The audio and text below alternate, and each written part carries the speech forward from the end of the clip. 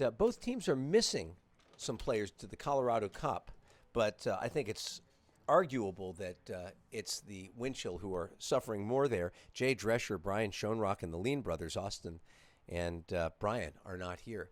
Meanwhile, disc is in the hands of Brian Klain, who airs it out, looking downfield for Osgar, the captain. He pulls that one down over Sam Van Duzen, who sits down on the line and looks to his right and sees Greg Cousins catching the disc in front of Dylan Tranquillo, and 15 seconds in, not even that, Minnesota jumps out to a 1-0 lead. So as I said, there are serious playoff implications. I want to apologize to the entire Klain family and all of Josh Klain's friends. His name is not Brian. Last year, I insisted on renaming Greg Cousins Matt Cousins after myself. I was so impressed with the way that he played. And so this year, I don't want to get into the habit of renaming players from the Minnesota wind chill. Let's see who the Thunderbirds bring out to answer back on their first offensive point. That was an easy hold for Minnesota. Looking down the line, we've got some familiar faces on the handle: Max Thorne, Jonathan Mast, and Max Shepard. Got Tom Edmonds and Patrick Earls. Mark Fedorenko on the field, and David Vatz, the human backwards hat, rounding out the lineup. He looks back and sends it back to Jonathan Mast, who bobbles it. It's a little wind out there, but that doesn't explain the bobble there. Tom Edmonds with the disc reaches forward and throws an inside-out break to Pat Earls, and he is directing traffic out there and telling Fedorenko, please go to my big lefty forehand, which he does, and Fedorenko goes up strong. He had Colin Berry right there and Jimmy Kittleson bearing down on him. But Fedorenko went up, stabbed it out of the air, and the Thunderbirds even the score at 11-17 in the first quarter, 1-1. I mentioned that the Colorado Cup, a pro and elite flight tournament out in Colorado, has taken some key members of the Minnesota wind chill, the players who play for the outstanding mixed team, Dragon Thrust. Thunderbirds are missing some guys today. Kenny Friedel not here, and Alex Thomas won't be able to play, and probably the biggest loss is Anson Repperman, the air traffic controller, number 6, who is not available today. He's out there. This pull goes up. It's brought down and centered to Klain. Klain looking. Sends it backward. That one is in the hands of Paletti. And then Klain rifles one downfield at Cousins, who's wide open. And the scoring efficiency so far for the wind chill is outstanding. They go up 2-1, and we haven't even seen a minute elapse in this game. It's 11:01 here, and very, very quickly they take advantage of the fact that it's a fairly windless day out there on the field.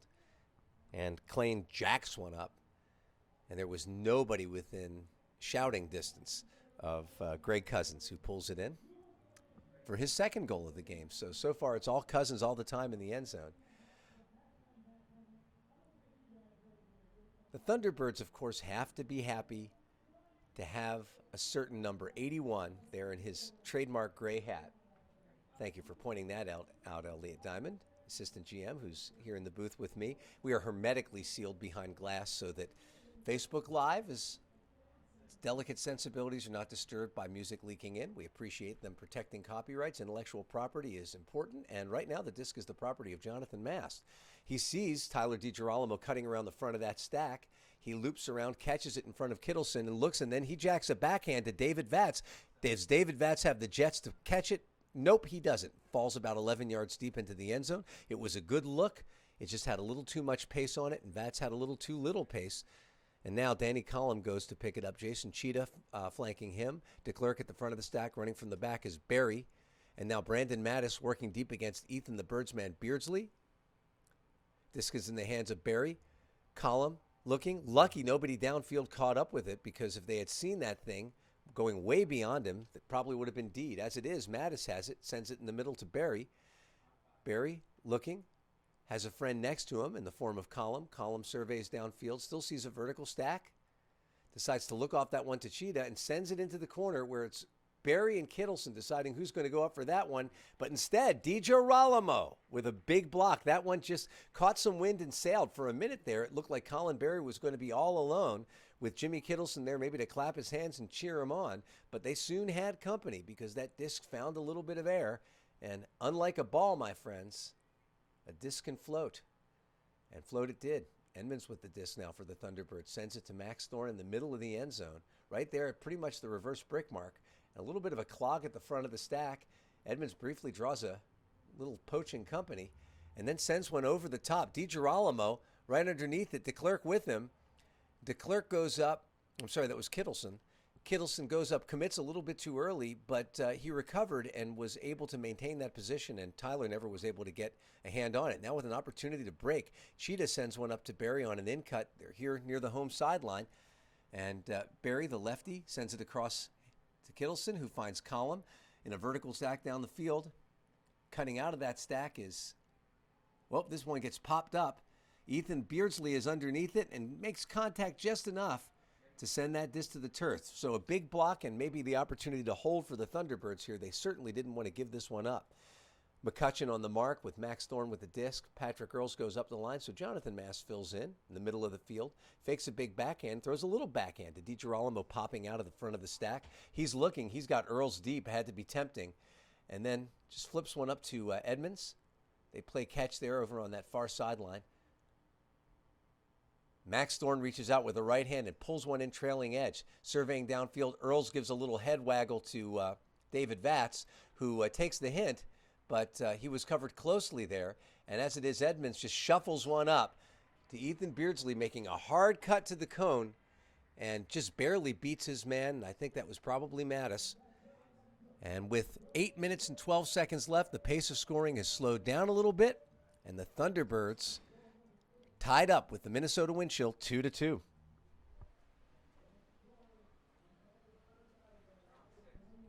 We said this is effectively a playoff game, and there is a lot at stake because second place gets to play that playoff game at home, and third place has to go on the road. Last year, you'll remember, the Wind Chill lost that struggle, came in third place, had to come to Pittsburgh and play at Highmark Stadium, only game that the Thunderbirds have ever played down the river, at the home of the Pittsburgh Riverhounds professional soccer team. Here's Max Shepard with a big pull. Sam Van Duzen with him. Kenny Friedel is out there. Tad Whistle making his first appearance. Here comes Pat Hammonds as well. Scott Trucks Trimble. So we're seeing D-Team 2 out here. And disc is in the hands of Klain now. He's thrown a couple of big ones. He's got Burkhart to his right. Instead, he finds Osgar. Osgar is joined by Van Duzen on the mark. Looks up a Paletti cut. And he flips one up over the top of the mark to Klain. And Klain looking downfield and finds his man Paletto, Anthony Paletto. Paletto, a young guy who tried out this year for the U.S. U24 team. And we know David Hogan, coach of the Thunderbirds, was out there and said it had a really rich field. And they're looking forward to that announcement. Could come within the week of the U24 Worlds team. So Anthony Paletto making a statement out here that he can play with the best. It's 3-2, 7:42 left to go in this quarter. So you'll remember last year, that was the game of the Cowbells, a big crowd down there at Highmark who cheered the Thunderbirds on to a victory which sent them to Madison and the opportunity to possibly upset the Radicals in their home field and play again in Madison at championship weekend. That didn't work out, but the Thunderbirds would very much rather take that path, and there are even more reasons why, which we'll talk about shortly. Here comes Max Thorne. He catches one from Edmonds, and rushing up on the mark was young player for the Wind Chill, Grayson Pangburn, and he and Max just sort of collided, and it looked like he got the worst of it. So the trainers from UPMC Sports Medicine coming out onto the field. Pangburn's going to hobble off towards the Thunderbirds sideline where he can receive some treatment. Getting a hand from the crowd. Hopefully he'll be okay. Already that limp is starting to disappear. He might have just jammed that foot. And coming in his stead is Charlie McCutcheon. Charlie McCutcheon, you might remember if you're an MLU fan, the defunct Major League Ultimate League. He played for the Philadelphia Spinners, and last year in their 2016, their final championship, he was the MVP. Michael Jordan, yes, Michael Jordan matched up on Mast. Mast gets it off to Ethan Beardsley. He sends one to Captain Mark Fedorenko, who throws a big backhand, which catches some air, and underneath it is Latham and DiGirolamo. They both go up. DiGirolamo looks beseechingly at Brian Heim, head referee, and Heim says, "Sorry, Tyler, no dice." So Latham gets the block, or at least is close enough, and now Danny Collum sends it out into space. Now finds its way to Ben Feldman from Michael Jordan. Feldman throws up a big forehand huck. This one is coming down quickly, but not too quickly for McCutcheon. Charlie McCutcheon catches it, looks to his right, then looks to his left. Oh, my goodness. We're going to see what the official call is here. It's a goal. From the back of the end zone, we get a call of goal, but the officials are going to have a conversation about it. Looks like Trevor Bauer and David Mattis are going to talk this one over. Meanwhile, the receiver on that was Jack Lockowitz. Looks like that disc was down, and you don't see a lot of argument from the young man from Edina, Minnesota. He is on his way to Montana State, but here he is, a college freshman, rising college freshman, and playing here for the wind chill. Exciting for him, and maybe a little bit of nerves there because he had a sure goal in his hands. Meanwhile, Feldman marking Fedorenko. Fedorenko returns the favor and throws it right into the ground in front of DiGirolamo, who picks up the mark on Feldman. It's whipped into the middle of the field to Collum. Collum marked by Edmonds. And then running a horizontal cut right in front of him is Feldman to get the disc back. Got a vertical stack downfield. This one is sent over the top to Collum, but it looks like we're going to get a pick called in 10 yards. Step backward.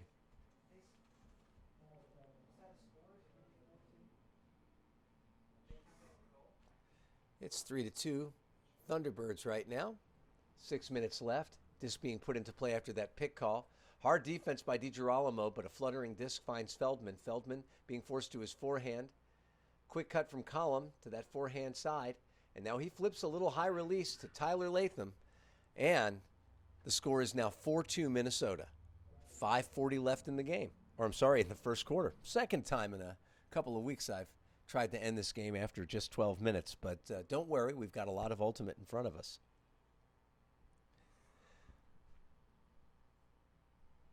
Some conversation on the field.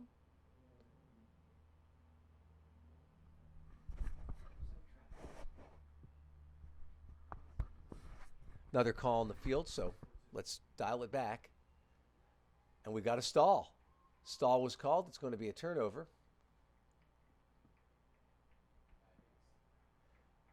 And the score remains 3-2. That fourth goal never happened. Our scoreboard operator tried to put it on a couple times. First there was the Lockowitz one, which was dropped. And then we had the call there, which brought the disc back 10 yards and negated the goal for the wind chill. And now Max Thorne comes up with it. So the officiating crew of Brian Heim, the crew chief, looks like a little bit of contact, this time from the thrower. Max Thorne's going to have to bring it back a few yards. But our crew chief is Brian Heim. He's the most experienced official out there.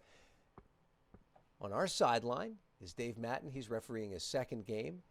We've got Sam Schur on the other sideline. And Trevor Bauer back here. Trevor's another experienced official.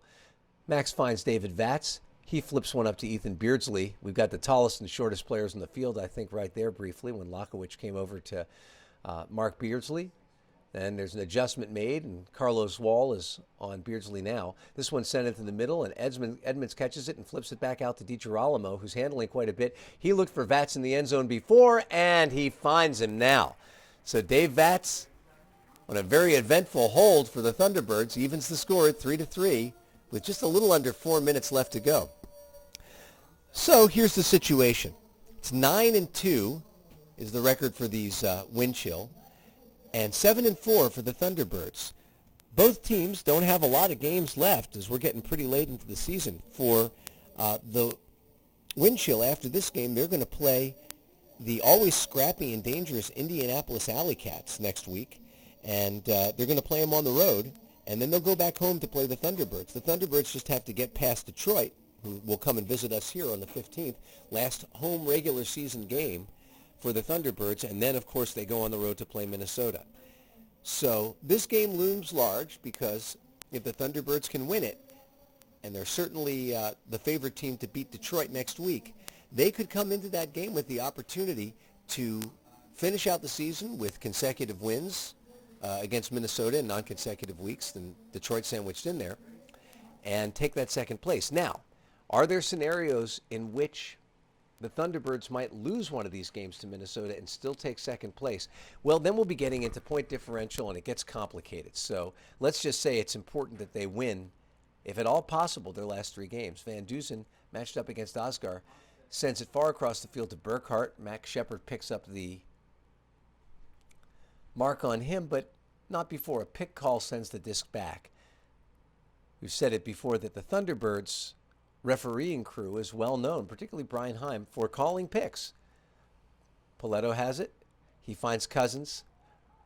Rushing to mark him was Jimmy Toll. Sam Van Dusen against Oscar in the back of the end zone. Van Dusen catches up, leaps up, and with his dominant left hand, that he is a left-hander, as you'll see as he picks it up, he manages to make up the distance against Oscar and get that block in the back of the end zone. And now the Thunderbirds with an opportunity to perhaps strike back. And you know that Van Dusen's not going to be afraid to jack it right away. And here comes Tranquillo running underneath it. He stumbles a little bit. Oh, my goodness. That was half of a layout and half of a stumble. You could tell for the last 15 yards, Dylan Tranquillo could not quite find his feet.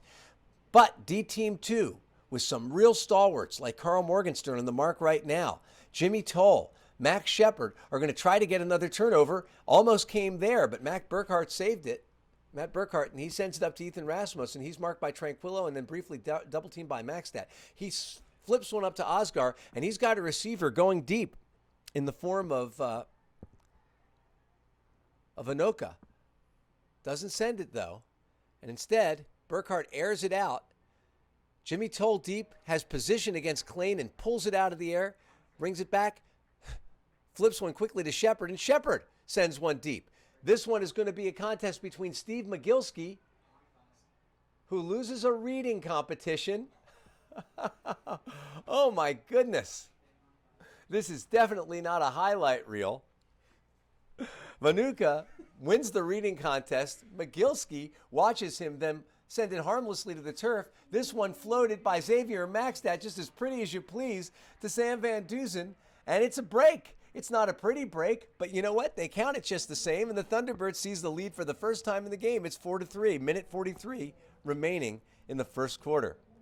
Stands are filling in here. We would love to have you down here. Just go to pghthunderbirds.com or just Google Pittsburgh Thunderbirds. You'll find a link for tickets. They're $8. $8. How many times do you waste $8 in a day? You'd spend almost that much on a latte, right? Instead, why don't you come out to Couple Stadium and see as this season winds down and builds up towards the playoffs. You got Detroit next week, and it's going to be in the evening, which is always nice. It's a great atmosphere here at Couple Stadium. At least I think so. Could be misreading my schedule, but I don't think so. Let me check it again. Yep, that's a 7 o'clocker here on Saturday night. So why don't you get here?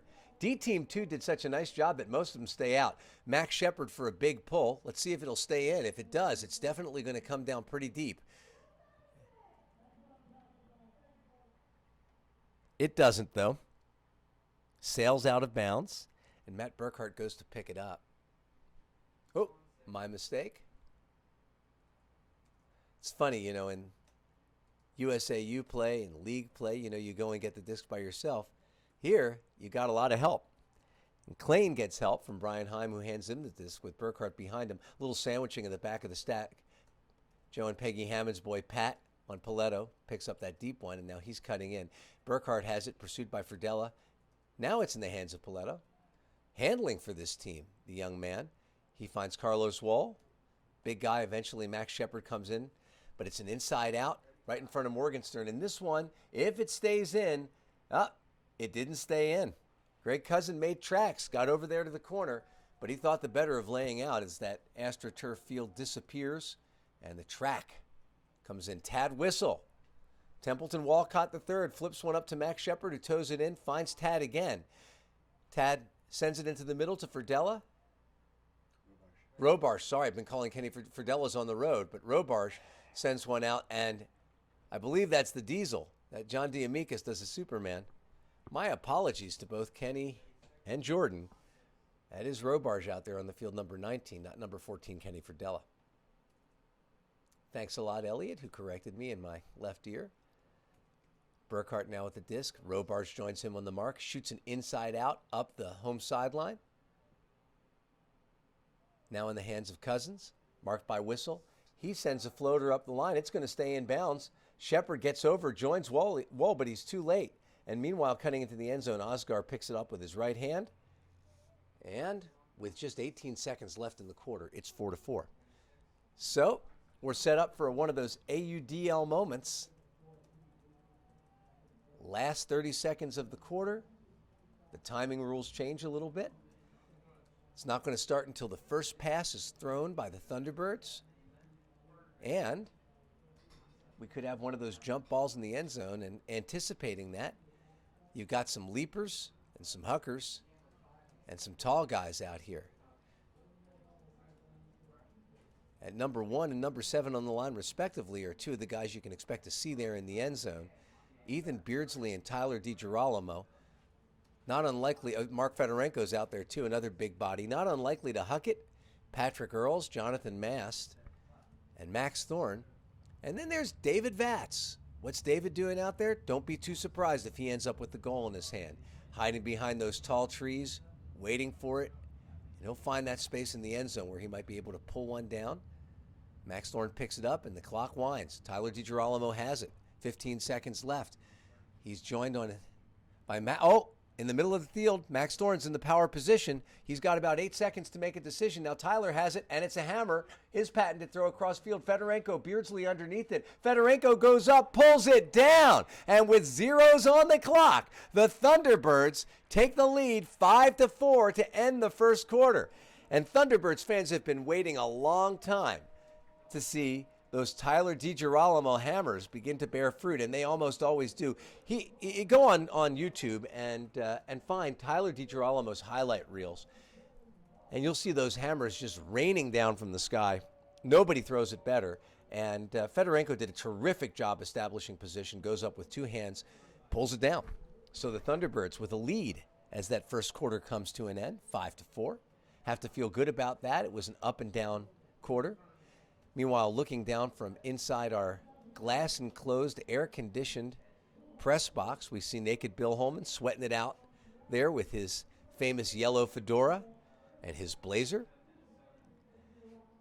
In addition to the home playoff game being at stake, there are implications for the date of that playoff game, but they're not entirely clear. Here's what's going on. A couple of years ago, Thunderbirds fans will remember that the Chicago Wildfire and the Thunderbirds had to play what should have been a home playoff game for the Thunderbirds in Madison on the same day that the winner then went on to play Madison in the Midwest Division Final. And that was due to conflicts over the club's schedules. And that wasn't supposed to happen again. Guess what? It did. We've got Sub-Zero and Temper, the Minnesota and Pittsburgh club teams respectively, and they've got a conflict. They're scheduled to go to different tournaments on successive weekends. How that's all going to get played out is unclear, but depending upon how everything finishes up, that playoff game will either be played, oh my goodness, Xavier maxed that with one of the worst pulls I have ever seen, at least from a professional. This one goes out of bounds at midfield, and he just tried to crank that, but he ended up turning his hand over. We'll talk more about the playoffs in a moment, but a double team of Jimmy Toll and Jonathan Mast against Brian Klain, who throws a hammer up into the corner. And this is actually the last play of the first quarter. So my mistake, and that might have been intentional on the part of Xavier Maxtat, so I don't want to defame him. But in any event, this pull, he didn't look too happy about it. So that truly ends our first quarter. Apparently, time had not fully elapsed, and so we'll begin the second quarter now, but it's still 5-4, and I'm sorry for losing track. As I said, it's hard for us to hear what's going on the field, and so we have to judge based on what we see from the referees, and so now we're at the quarter break. But back to what I was saying. The issue is that this game will either be played, this playoff game between these two teams, and both teams have clinched the playoffs, and so barring a collapse by the Radicals, it's going to be these two teams. The question is where, and the question is when. Where is either Minnesota or Pittsburgh? And we said that Pittsburgh can answer that question definitively by winning out. As to where, that's yet to be negotiated, or sorry, when, that's yet to be negotiated. But it will either be on the 28th of July or on the 5th of August. And the implications of who finishes second and third may involve that scheduling. It's all we can really go into now. It's so complicated. But the Thunderbirds would really help themselves out if they could win out. And, of course, to do that, they have to start with a win right here.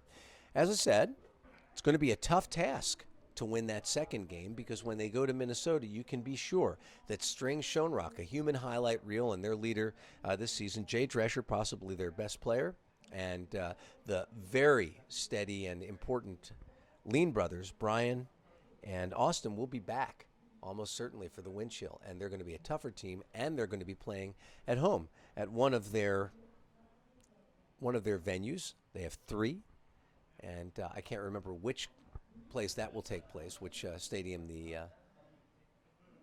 final regular season game will take place in, but it will be in Minnesota. It means a long bus ride for the T-Birds. So lots and lots on the line. And once again, that conflict, that tension between USAU club schedules and AUDL professional schedules, it's still really the gold standard for most high-level ultimate players to play at USAU Club Nationals. And so club teams ask a lot of commitment.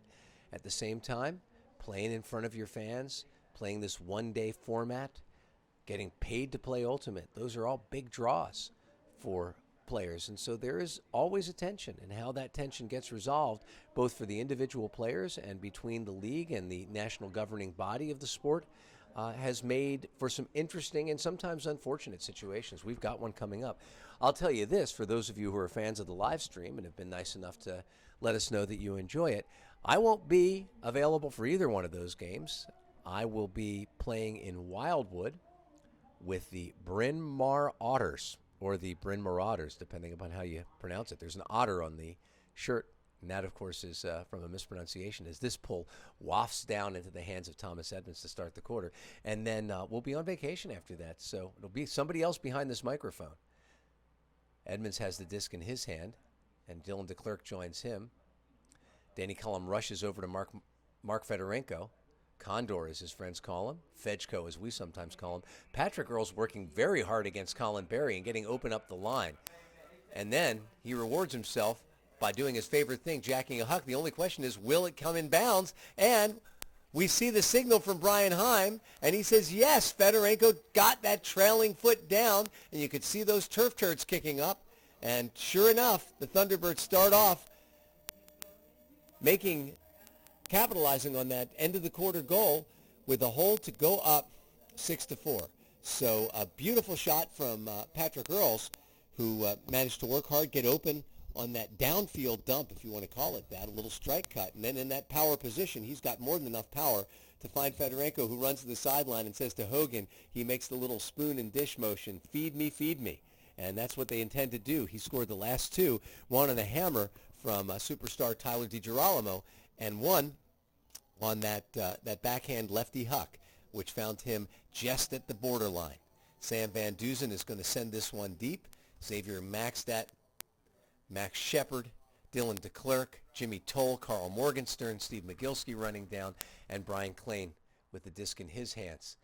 He sends it out to Cousins, who sends it back to him. I think that's Cousins out there. No, my mistake. That's Paletto.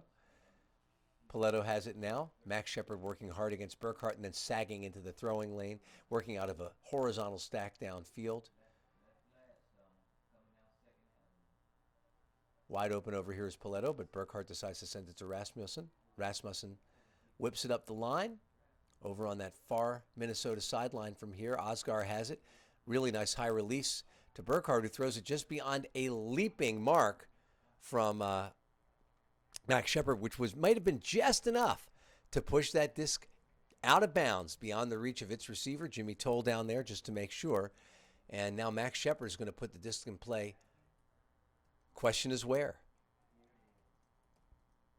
The referees rule it did not come inbounds. Neither a defensive player nor an offensive player leaving from inbounds touched the disc.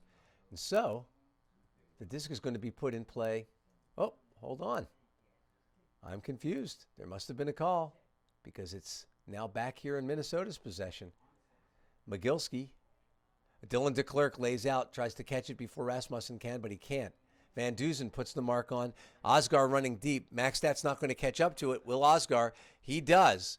And Minnesota ends up scoring the goal 6-5. No call on this one. A little bit of a confusing series of events.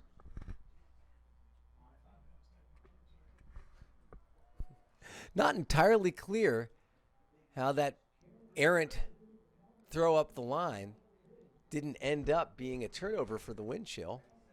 Instead, they end up with the disc way back towards their own goal line. So not at all sure. We'll talk to the referees at halftime and see if we can get an explanation for that one. But with 10 minutes left in this half, it's 6-5 favor of the Thunderbirds. And we apologize for that confusion. Hopefully the fans were able to make sense of what was going on the field, because up here, we just weren't.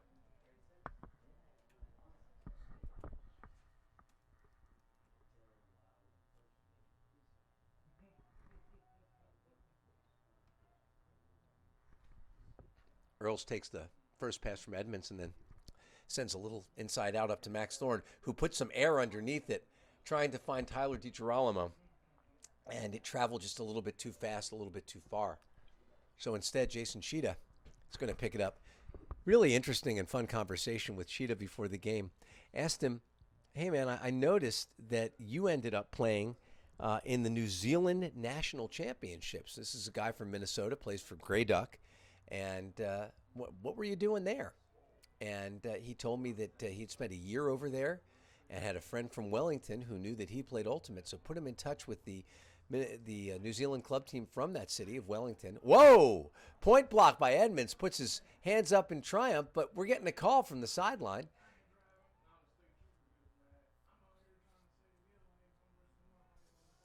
I think it's possible that a timeout was called while the disc was still in the possession of Minnesota.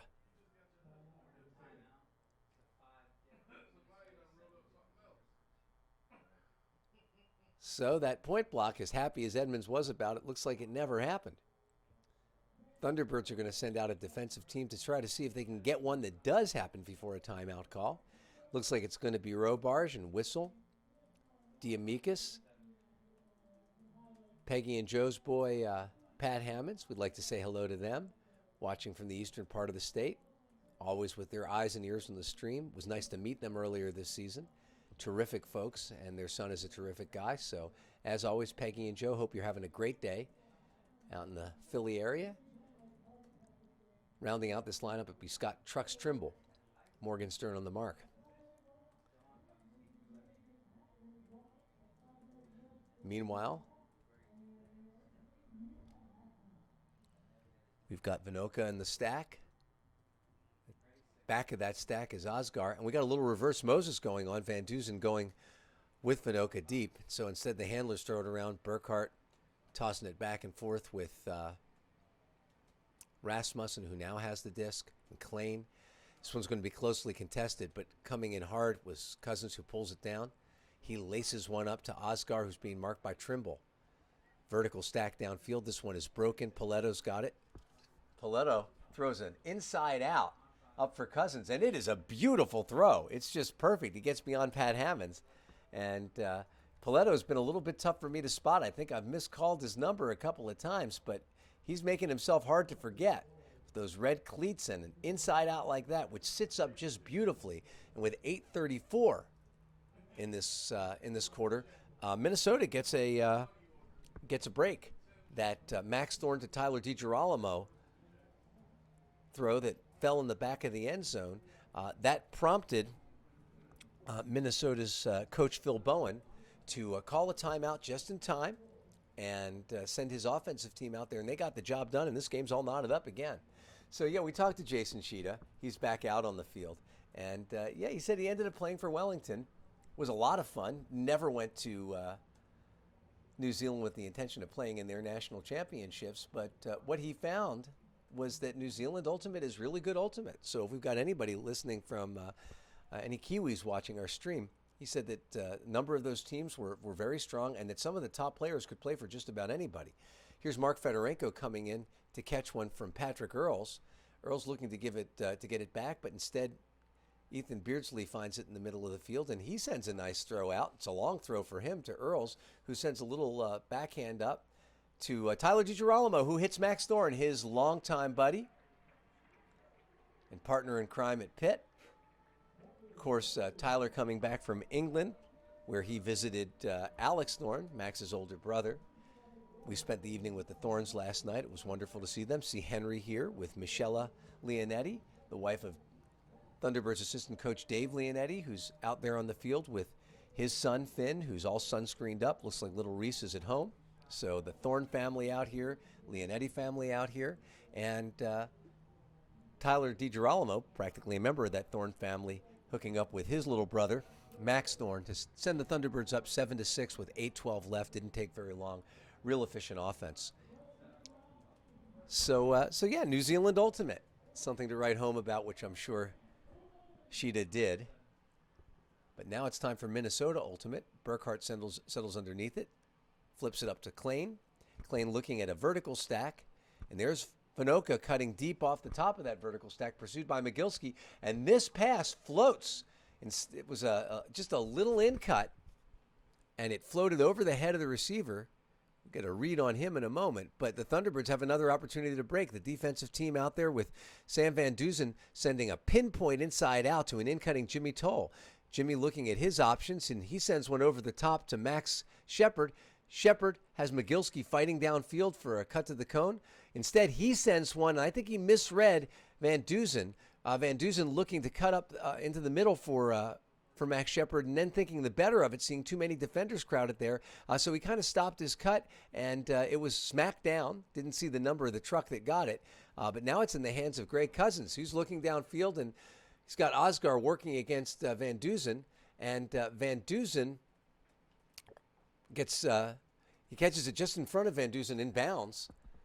And now this one goes across field up to Paletto, who pulls it down in front of Mogilski. So it looked a little bit over on that far sideline like there might be an out-of-bounds call, but I think that Sam Schur was right on top of it, pointed to the line, said he was in, and it's 7-7 with 7:06 left to go in this half.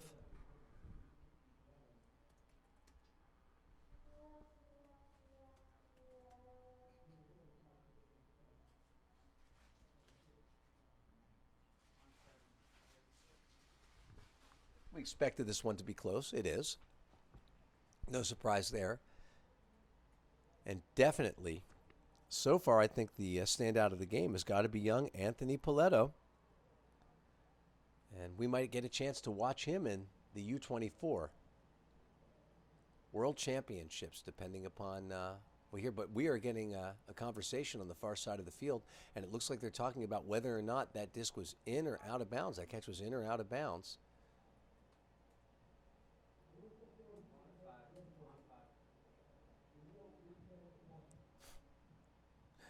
Another thing to ask the refs about, because I am not at all certain what happened there.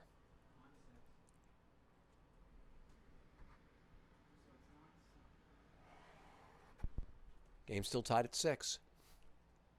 Inside out to Paletti. Maxed out on him. Another inside out. And Cousins catches it and spikes it. Now it's 7-7, Minnesota. Scoring on that one. And based on Cousins' reaction, he felt like that goal should have counted before.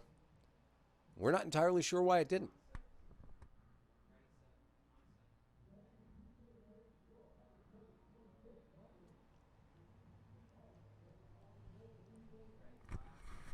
Some action last night in the AUDL, including one game with real playoff implications in the South. And this was, wow, what a spectacular game last night. Between the Jacksonville Cannons and last year's champion Dallas Roughnecks. Of course, Dallas, not the same Dallas that they were last year, having lost some folks, including, of course, Bo Kittredge, to the San Francisco FlameThrowers. But still, looking strong in the South, and they lost last night to the Cannons, the Jacksonville Cannons. 28-27, I believe, was the final score. It was 29-28. Don't have the score in front of me, but I know it was a one-pointer. And that gives the season series to the Cannons. And the Cannons only have to play the winless Nashville NightWatch and the Austin Sol. Whoa! Pat Earls sees Tyler DiGirolamo breaking deep and then whips a quick forehand out to him like a laser. But it hangs up there just long enough for DiGirolamo to corral it and then send it into the middle to Captain Mark Fedorenko. And the Thunderbirds striking very quickly. 8-7 is the score with 6:41 left in this half. In any event, though, turning our attention to the South, the Cannons put themselves in a very strong position to seize second place and get a home playoff game because right now the three teams in the mix down there really are the Raleigh Flyers, and I don't think anybody's going to catch them. They're at 11-1 and looking awfully strong. But the Roughnecks had the advantage over Jacksonville. They had to beat them last night, though, to maintain that advantage, and they did not. They are 0-2 against the Cannons this year, and those two teams are tied at 10-4. And of the two teams right now, the Cannons have the easier schedule, and so Dallas suffering a loss last night, and Jacksonville managing to pull out it was an upset for sure if you look at the power rankings. So congratulations to them, and we'll be watching the South. In the meantime, let's watch Pat Hammonds leaps up to catch an errant throw, I believe, from Paletto. And now it might be time for a timeout, but instead it's time for Pat Hammonds to throw a goal.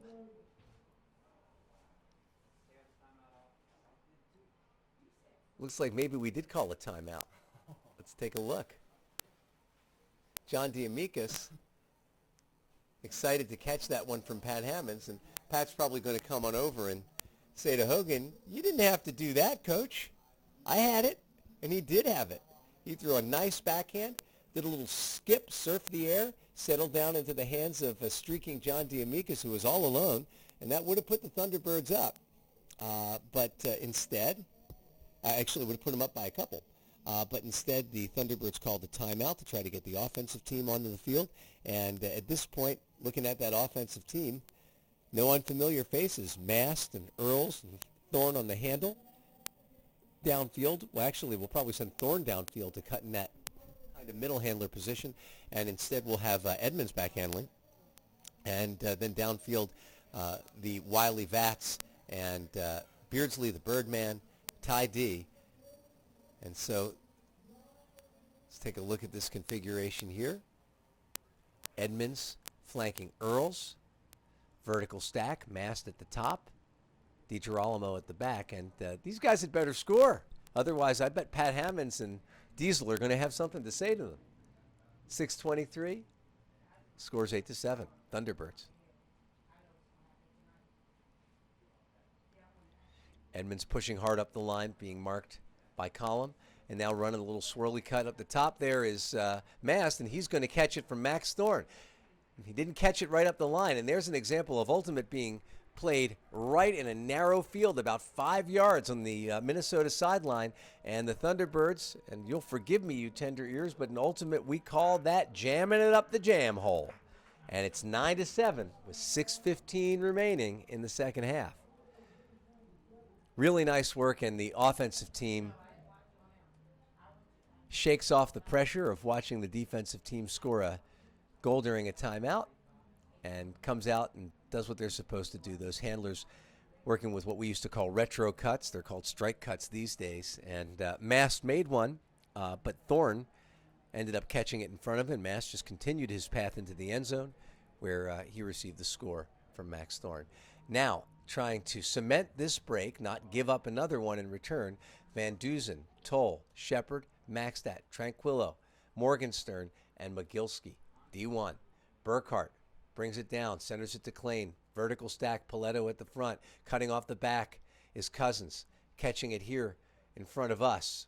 Marked by Van Dusen is Osgar. Morgenstern putting on that usual suffocating defense, keeping his eye in the rearview mirror on Klain in front of him. Burkhart has it in the middle, joined by Maxtat. And now running in to put on the mark is Mogilski on Paletto, but he sends it out To the far sideline, it's now laced up to an in-cutting Vanoken. Vanoken is marked by Shepard. Vertical stack still holding in front of them. Rasmussen scrambling to get a hold of it.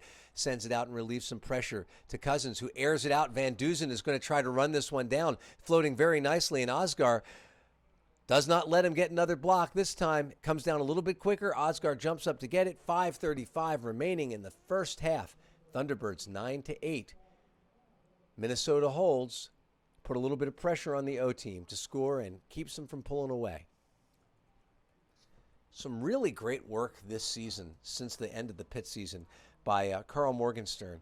He hasn't gotten a lot of blocks on those handler cuts, but he has forced a lot of second and third choice throws at high stalls and really gums up the offense with his ability to stick like Velcro to those reset handlers. And that is just a hard job. The extra yardage here on the field, especially in a vertical stack when you only have one sidecar back there rather than two handlers flanking the thrower, gives a little advantage to those reset cutters. But boy, these defenders who are able to roll in and out point after point and don't have to worry about playing multiple games as they would in a tournament format, along with the ability to double team, makes it really hard to throw resets in this league sometimes. And you can see that now with Mark Fedorenko having to send him onto his stomach is Patrick Earls. And just as we were talking about it, Patrick Earls catches one, saves it, flips a break with that left hand to Jonathan Mast, who's being marked by Cheetah, and he finds Max Thorne gaining yards with an in-cut. And now has the field to survey, sends it up to Edmonds on a little flip throw. He's being marked by Danny Collum. It's a hammer across field, which is corralled by Beardsley. And Beardsley almost in a position to throw a goal to David Vatz. Instead, Fedorenko tries to throw one, but Brandon Mattis gets in front of it. And the O team's going to have to play defense. Will we see a timeout? Not sure. David Vatz jogging off the field. Looks like, or maybe no, he's not jogging off the field. He's jogging to his shoe.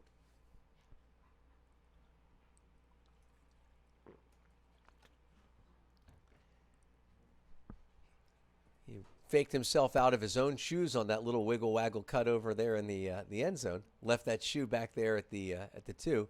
Gets to put it back on. Not sure what the USAU rule is about that because you can't take an equipment timeout, but I think it's considered a safety issue when you're playing without a shoe. Jason Sheeta gets up and manages to pull it down, but he throws an inside out that is read by Mark Fedorenko, who throws it safely back to Max Thorne, who sends it to his old buddy Patrick Earls. Teammates forever from North Hills Middle School to now, and he knew exactly where he was going to be. So Sheeta goes up and pulls one down, playing way above his height. But, you know, those inside outs on in cuts are dangerous, particularly in this league, if the defender reads it and if the thrower doesn't see the inside of the stack because his vision is blocked by the vertical stack. He doesn't see the fact that a Mark Fedorenko read that cut all the way and ran with the cutter and actually outdistanced him to it. So what happened was that he's looking around the outside, and Sheeta sees that receiver cutting in and doesn't really have that receiver. Maybe a step around would work, maybe a reset, but that one sure didn't. So a key block at a key time for Mark Fedorenko, and then he sends it to Max Thorne, who finds his old buddy Patrick Earls, and it's 10-8 favor of the Thunderbirds, with an opportunity for this defensive team here to put a little distance between the Thunderbirds and the wind chill as the first half winds down with 4 minutes left. Max Shepard throws up a nice pull, catches the wind, and then starts to float down, finds Burkhart on the home sideline. He sends it in the middle to Klain. He's double-teamed, but not for very long. And now Vanoken has it with Max Shepard on him. He laces a forehand into the middle, finds Cousins. Pat Hammonds puts the mark on him, and Scott trucks Trimble trying to bear down on this beautifully placed throw to Osgar. Wow. Cousins sends that forehand, and, you know, Trimble had pretty nice position if that thing had floated or if it had cut a path that was a little bit less circumspect and roundabout in its way to the receiver, then he might have been able to get a block, but he could only watch as Osgar pulled that one in. And so one of the two captains of the wind chill, Ryan Osgar, player for Grey Duck. He was the Callahan nominee for Grey Duck, Minnesota Grey Duck in 2016, and a great all-around player. And he played with some terrific players that year, including Ben Yacht. So if he was the Callahan nominee from Minnesota, you can see what he means here for these folks from the wind chill. Burkhart's going to air this one out. Dylan DeClerc on the field with him, Carlos Wall, and joined also by Colin Berry, Danny Collum, Jason Cheetah. Tyler DiGirolamo has it. Jimmy Kittleson, that's not Dylan DeClerc. I get him mixed up. Big Nordic blondes from the upper Midwest. And here's Max Thorne. Thought about sending it to Edmonds, instead finds Fedorenko. And Fedorenko doesn't have too many options, so he sends it back to Max Thorne. And the two-play catch, back and forth, and still not a lot developing downfield. Going deep for a second was Edmonds. Fedorenko throws a nice air bounce backhand, never goes above the shoulder level, and Edmonds is able to find DiGirolamo ahead of his man Kittleson in the end zone. And it was Mark Fedorenko who really broke out there with that low air bounce. Never rose too high, didn't pop up, found his man perfectly, and then that final throw was the nail in the coffin on that point for Minnesota. It's 11-9, favor of the Thunderbirds with just 3:11 left. So the captain making some terrific plays on successive points, getting a block on an in-cut, and then making a big throw, and it eventually finds its way to Fedorenko. Hopefully we'll be able to get a hold of some halftime stats and update you at the beginning of the third quarter. But already we can see that certain Thunderbirds are making a mark here, Fedorenko being one of them. DiGirolamo, of course, having a big game, always a presence in the end zone that the other team needs to pay attention to. Speaking of a presence in the field, Carl Morgenstern, not always a big presence on the stat sheet, but he is rushing down to put the mark on Klein. This one is sent out into space where it is caught by Vinoka.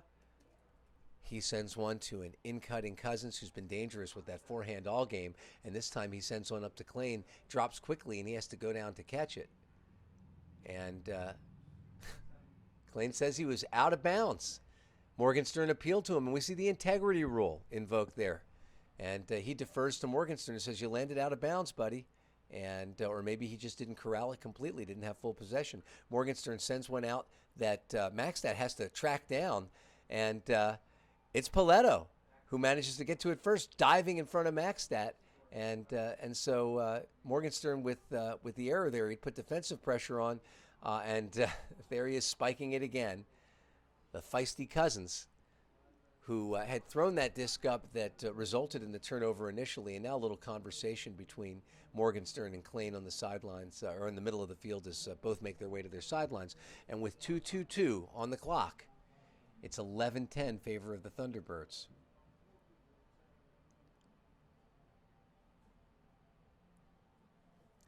The offensive team saunters back out onto the field. They've had a pretty good run here this half. Not a lot of breaks or even break opportunities for the wind chill, but they are keeping it close. Thunderbirds with a chance to expand their lead, and now Maxstat and Morgenstern talking it over. That errant swing, maybe Maxstat didn't cut exactly where Morgenstern liked him to, but that's something that players do after something goes wrong. They talk it over. After they go right, something goes right, they tend to talk it over more enthusiastically. But Jonathan Mass now getting the pull on the goal line, centering it. Patrick Earls, got a little discussion downfield. And it looks like David Vatz may have been called for a little push-off. He has that smile on his face. Says he knows something happened. And Patrick Earls doesn't wait a second as Mark Fedorenko breaks deep on Dylan DeClerc. And we'll see who can time this. Oh, and my goodness, what a beautifully timed jump by Mark Fedorenko, who then sends a knife out to Ethan Beardsley on the goal line. Beardsley looking, and he's got a wide open Steve Magilski. It's Fedorenko. Fedorenko's going to have to go up for it, and Jason Cheetah is there. And unfortunately, Beardsley looking to throw into the end zone for the first time that I can remember in a long time. Very briefly, Fedorenko looked wide open, and if Beardsley had been able to keep that thing on a line, he undoubtedly would have found Fedorenko. As it is, Winchell get a chance, and they almost take advantage of it. This one hits Captain Brian Feldman. He has to slide, but it bounces out of his hands. So, with 1:11 left, the Thunderbirds looking to hold here and maintain their 2-goal lead. And working real hard against Andy Collin was Patrick Earls, who managed to shake him, but the throw that came to him from, that wasn't, it was Jonathan Mass working hard there. Patrick Earls floated that throw, and it gets turned over. It's blocked, and now it's in the hands of Charlie McCutcheon. McCutcheon sends one up to Colin Berry, and Berry airs it out. David Vat's underneath it with Mattis. Mattis has the height advantage, but will he be able to stay in bounds? He can't. And there are 40 seconds left on a point that's already seen 3 or 4 turnovers. Looking at the Flagstaff, the wind didn't pick up or anything. It's just getting sloppy out there. You can see Ethan Beardsley still beating himself up. He might not throw downfield for another season now. DiGirolamo working at the back of the stack. Instead, it's sent into the middle to Max Thorne. Thorne expertly puts one out for Fedorenko. Fedorenko, let's see if he feels chasing not one single bit. Instead, he sends one up. Colin Berry and Tyler DiGirolamo both giving chase. DiGirolamo was fouled, I think, a couple of times on that one. And, in fact, Brian Heim is going to call it, probably call him the second one. There was a little arm extension, and now we're seeing Matten indicating that there was a timeout called. And so that play might not have counted. Brian Heim right on top of it. Fedorenko, who launched one right up to DiGirolamo when he saw him going deep against Berry. And then the two jockeyed for position. And now Matten is going to talk to Heim about whether or not that timeout came before or after that throw went up. I'm talking to Charlie McCutcheon now. Trevor Bauer coming in for consultation.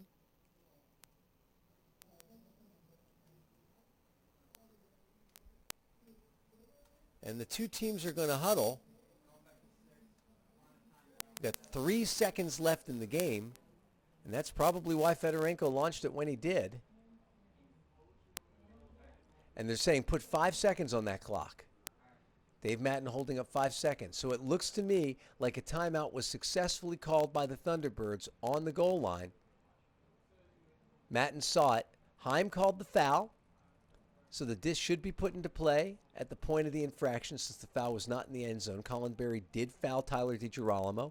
And then David Hogan on the sideline called timeout immediately while the Thunderbirds had possession. So the Thunderbirds will get the disc, and they add 2 seconds to the clock. Thunderbirds with a chance to hold on to that 2-goal lead if they can score in the next 5 seconds. For some reason, the clock, there we go, it dropped down to zeros, but now that clock is back to 5. Max Thorne will pick the disc up. He will have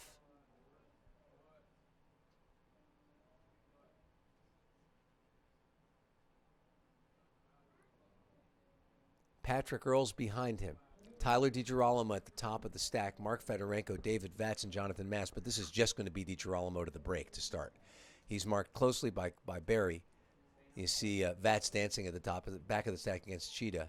But this is just going to be a break to DiGirolamo. Goes to the foreside. So leaning so hard to the break that Berry had to take it seriously. They score without a second elapsing, and now the defense is going to come onto the field to try to protect this 12-10 lead. Minnesota having one last chance to score. So a nice finish there, and Fedorenko seeing the time winding down. You can see there Carl Morgenstern and Dylan Tranquillo. Morgenstern showing off his moves. Tranquillo unimpressed. Morgenstern still dancing. Patrick Earls says, hey, it's all right. I'll boogie with you. Let's see who the Windchills send out to try to get this to within one. Obviously, some of their big guys are going to be out there. Kittleson is one of them. Wall is another. And Berry. Cousins, of course, will probably be out there to try to send it deep. Klain, who can also jack it. Burkhart.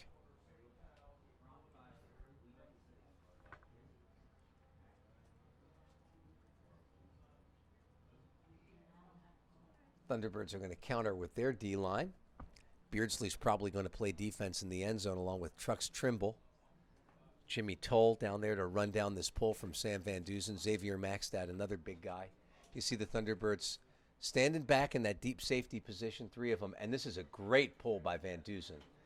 Klain catches it. Now the clock running 1 second, and this one's not going to reach the end zone, but Max Shepard, whoa. And that was just simply unnecessary. the whole thing was unnecessary. Max Shepard gets low bridge by Colin Berry. He didn't mean anything to do it. He's a choir boy. He's a literal choir boy, as a matter of fact. He is the choir director at Waterloo East High School. Wanted to send back his regards to his students, and he also sings in the choir.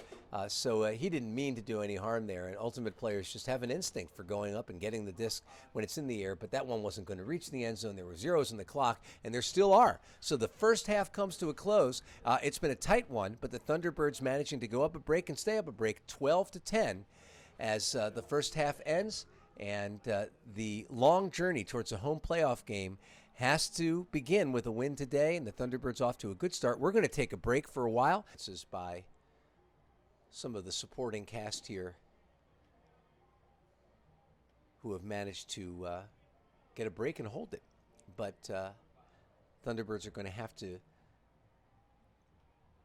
fight their tendency to sometimes have lulls in the game, and their defense is going to come out to start the second half. They'll receive to start the fourth quarter. And Sam Van Dusen sends a nice pull, about 6-7 yards deep to Matt Burkhart. Meanwhile, Brian Klain sends it back to him, and now it's sent across the field over on the far sideline. Looks like we've got some picking going on in the stack. Always a danger with that vertical stack, even on this wide field. And now an inside and out finds its way into Klain's hands, and Xavier Maxtat runs by him to try to seal off a huck. And Osgar is going deep. Van Dusen against him. We've seen this matchup before. Van Dusen gets the better position and manages to get maybe just a fingernail on it. And we've got a little discussion over here with Brian Heim.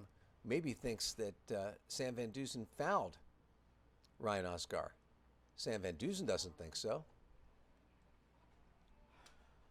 Osgar does, because he does not invoke the integrity rule. Paletto runs into the end zone, gets to the back of that stack.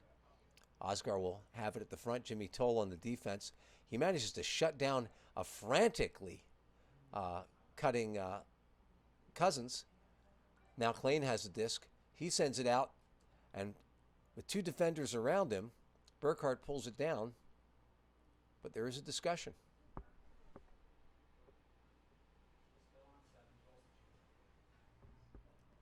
Looks like a pick, which sends the disc backward. Xavier Maxtat still marking Klain. Horizontal stack, peeking 5 yards out of the end zone. Here's a break look to Cousins, but it doesn't go off. It's pulled down by Osgar, who sends it to Cousins. Cousins, rather than spiking it this time, he just throws it flat back into the end zone. So, takes him 40 seconds, and Minnesota inches its way back. 12-11, just 1 point behind the Thunderbirds. They hold, and the Thunderbirds will send out their offense. Really aggressive defense played by Jimmy Toll against Cousins at the front of the end zone. He tried every which way, cutting to the force, cutting to the break, cutting to the force, and Toll was on him like a shadow. And ultimately, this caused the wind chill to have to regroup, and they dropped back 10 yards. But that inside out that found its way to Osgar and eventually to Cousins managed to seal the deal. But it was harder than it probably should have been after a foul call on Sam Van Dusen. And he's talking with Pat Hammonds about it on the sideline. I still think that he doesn't think that he fouled his receiver, but it was Brian Heim who made that call, and Winchell scores it. Patrick Earls has it. He has shown no hesitation whatsoever to send it. Tyler DiGirolamo makes an in-cut for him, and he catches it in stride. Colin Berry eases in on the mark. Now it's in the hands of Patrick Earls again. Jonathan Mast his dump Danny Collum on him. He throws up an inside-out lefty forehand that floats down to Edmonds. Edmonds in a crowd there, and he manages to pull it out. Looks like Charlie McCutcheon was over there. Looks like Colin Berry made his way over there. Jason Cheetah was close enough to see what was going on. He had a lot of company. There were 4 members of the wind chill and only Tom Edmonds underneath, but he read that inside out better than anybody else did, and as that disc fell away towards the south stands, the south grandstands in the west end zone, Tom Edmonds pulled it down. Nice play, and the offensive team holds. It's 13-11.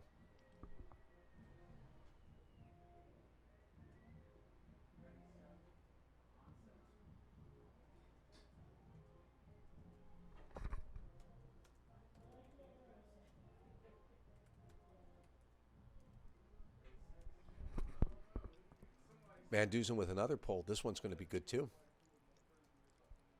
Unless it drifts out of bounds. It did drift out of bounds. Looked like it might hold that lefty inside out angle, but it didn't. And so Burkhardt will track it to the sideline, and Klein will pick it up and take it at the brick. Get a look at the rest of the AUDL standings in a little while.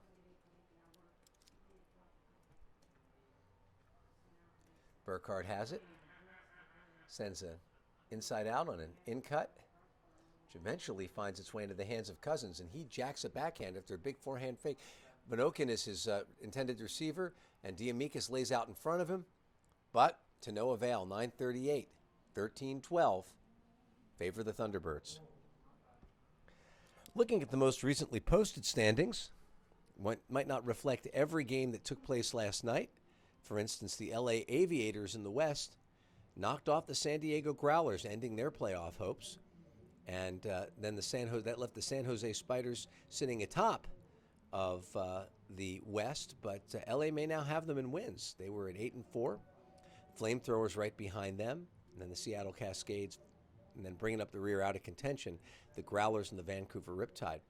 Meanwhile, Toronto had a big game against Montreal yesterday, a game that could have thrown the East wide open for the DC Breeze and the Montreal Royale, and Toronto held on.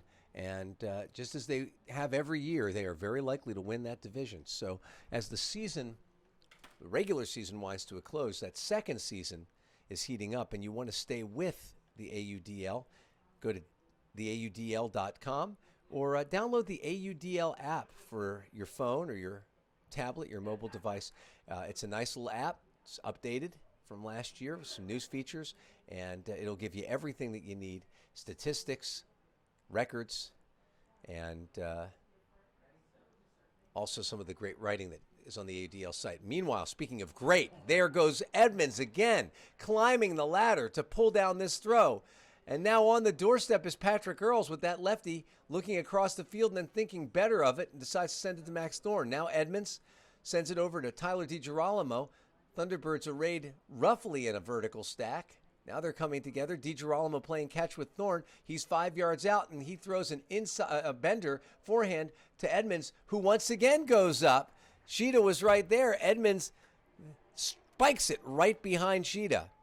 Now, I'm not sure exactly what the intent was there. Sheeta paid no mind to it, but Edmonds barked a little something on the way off the field, and he might have just been excited about going up twice to pull down a big goal, but it's 14-12, favor of the Thunderbirds now, and if they can break with 8:43 left in this third quarter, then they can begin to put some distance between themselves and the dogged Minnesota wind chill. But Edmonds, boy, oh boy, on that first throw, that deep throw, he went up and got quite a bit of air underneath his feet, came down with it, and then had to go and do it again as DiGirolamo put one up for him that was probably a little bit dicier than he hoped. And Sheeta was right there. Sheeta can jump too. And it's just that Edmonds got up quicker. And he put a little emphasis on that score at the end of it. Spiking is a tradition with a controversial history in Ultimate, both because of the long-standing importance of the notion of spirit of the game, which puts even in the AUDL with the integrity rule some of the onus for officiating on the players. And so keeping things cool and respectful is literally written into the rules of most Ultimate games that have ever been played. But there's also the fact that, if you spike a football, the football works just as well as it did before you spiked it. If you spike a Frisbee, then it's going to wobble. And that's why all spikes that you're going to see, whether they have ill intent or not, whether they are spiked with malice aforethought or just an exuberation or exuberance. I don't think exuberation's a word, unless I just made one up. It'll always be flat side down. You're never going to see an edge down spike from anybody who doesn't get booed. If you spike it edge down, you're going to get booed. Burkhardt throws a laser up there, and it gains altitude and then comes down right in the hands of Cousins, catches it on the goal line. Dylan Tranquillo on him. Steve Magilski comes in and puts on a double team, and that forces Cousins to throw one up that catches air real quickly. A lot more on it than he wanted, more angle. And now Maxstad has it and an opportunity to throw it. He babies one. Magilski, plenty of juice in those legs, tracking it down, lays out, and can't corral it. That would have been spectacular. Maxtat tried to baby the throw, and it did float, but just a little bit beyond Mogilski. Paletto finds Cousins. He rips one out of the air in front of Toll. Looking. He sees Burkhart in the middle and throws it just within his reach. Maxtat comes to join him. Rasmussen calls for the handler's swing. He gets it. He's marked by Mogilski, and now Burkhart working against Maxtat. Shepard briefly comes off of his man, and it pays off. He left Osgar alone to help Xavier Maxtat, and then those lightning-quick reflexes result in a block on the throw. So we see the double team making a difference for the Thunderbirds in two cases there, and Xavier Maxtat recognizing his team a little bit maybe tired after Mogilski makes that huge run, and you can see Steve gulping air as he comes off the field, and maybe just a little bit sketchy as that point was marked by a number of turnovers. He calls a timeout, and the offensive team will come on to do the easy work, hopefully, of scoring without having to work to get the disc. But there you saw two times a double team, not a planned double team off of a pull, but a sort of impromptu double team. Once when Steve Mogilski rushed over on the goal line to double team Greg Cousins and force him to throw what he hoped would just be an easy flip for a goal. He serves it up to the wind. It gets pushed backwards down the field. And that's the same wind that's blowing our flag towards Philadelphia and West Virginia. It blew that disc backward to the 5-yard line. And then Max Shepard, when he sees a strike cut, he leaves Ryan Oscar to go and help Xavier Maxtat on the mark. And next thing you know, he has himself a block. Meanwhile, we look down to the sidelines and we see on his back, shielding his eyes with a disc, is Jimmy Toll, who's getting his legs stretched out. And if I had to guess, I'd say that maybe he's working off a cramp because he's pushing back against the trainer's arm. Hopefully that's nothing big. It's hot out there, and cramps are not unheard of. Edmonds flanking Earls. At the top of the stack is Mast. Thorne behind him. Fedorenko, Vats, finally DiGirolamo all the way in the back. Edmonds begins by making a strike cut up the line. The whistle has blown. Max Thorne catches it inbounds in front of McCutcheon. Looking, he sees Mast and Vats in front of him. Instead, decides to lace one right across the field to Edmonds. He's got DiGirolamo to continue the trajectory of the disc. Now it's caught on the far sidelines. DiGirolamo looking, throws up a bending, almost blading forehand to Earls, who catches it and then skips one back into the middle that just touches down now and signals with 6:40 left in his half. A 3-point Thunderbird lead. So the Thunderbird defensive team gets a critical block, and the offense comes on to finish it up with some nifty work, teamwork, moving the disc, keeping possession until Patrick Earls was able to shake himself free over on the break side for Tyler DiGirolamo, who had caught that pass, a swing pass across the field. And Thunderbirds find themselves ahead, 3 critical points. And the Minnesota Wind will look for a way to answer back. Burkhart out there with Rasmussen, and joined on that line by, looks to us from here like Paletto. And once these guys start moving, I'll be able to see their numbers. Right now, there are a bunch of guys with their hands on their hips and white shirts on their backs. Meanwhile, we know this guy, Max Shepard, throws up a pull that's going to blade and bite and then roll towards the sideline, where Burkhart pulls it down, picks it up, sends it into the middle of the field to Klein. This one pops up, and it's going to be food for Pat Hammonds. He catches a piece of it and then knocks it down. And Peggy and Joe, I think that one's for you. Tad Whistle, the talcum powder king of Monroe, Louisiana, finds Robarge. He continues it across the field to Hammonds. Diamikis going deep, and Hammonds thinking better of it.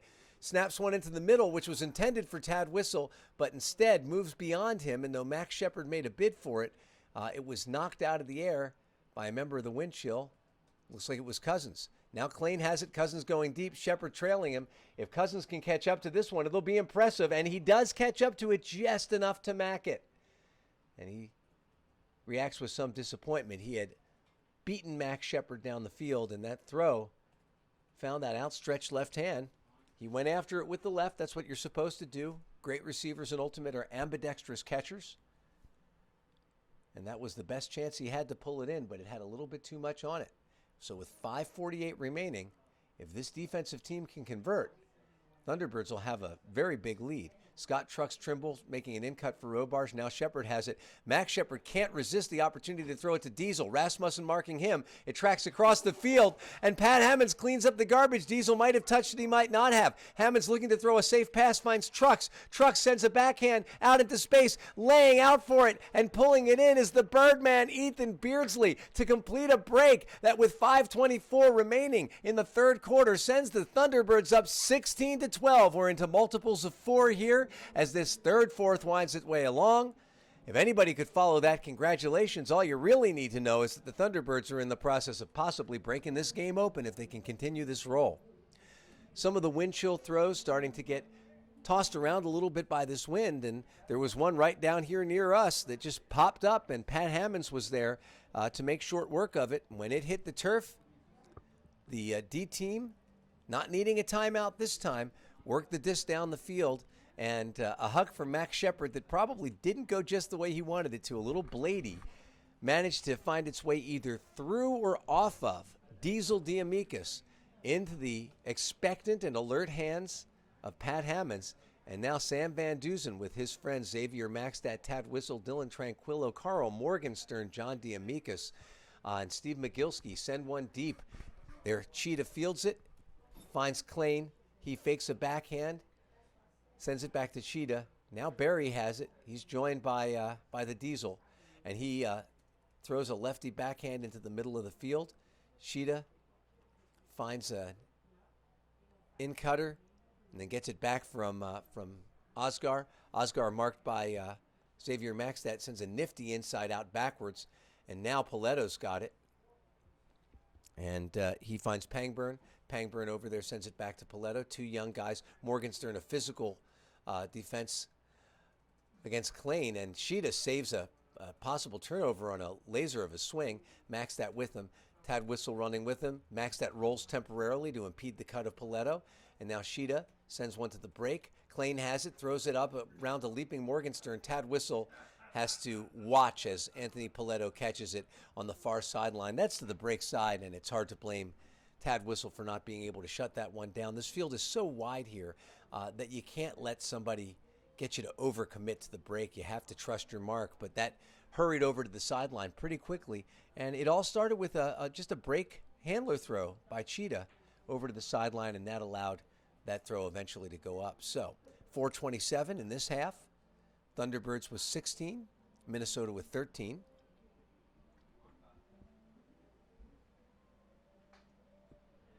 Minnesota has a lot of returning players this year, 19 on their 30-man roster, guys coming back. But they've also gotten some real commitment from some of their better players. And I was talking to Phil Bowen, their coach, and I said, look, you were brought in here to make a difference for this team and to beat to beat the Radicals, which you have done once this season, and beat this Thunderbirds team. You've had a pretty...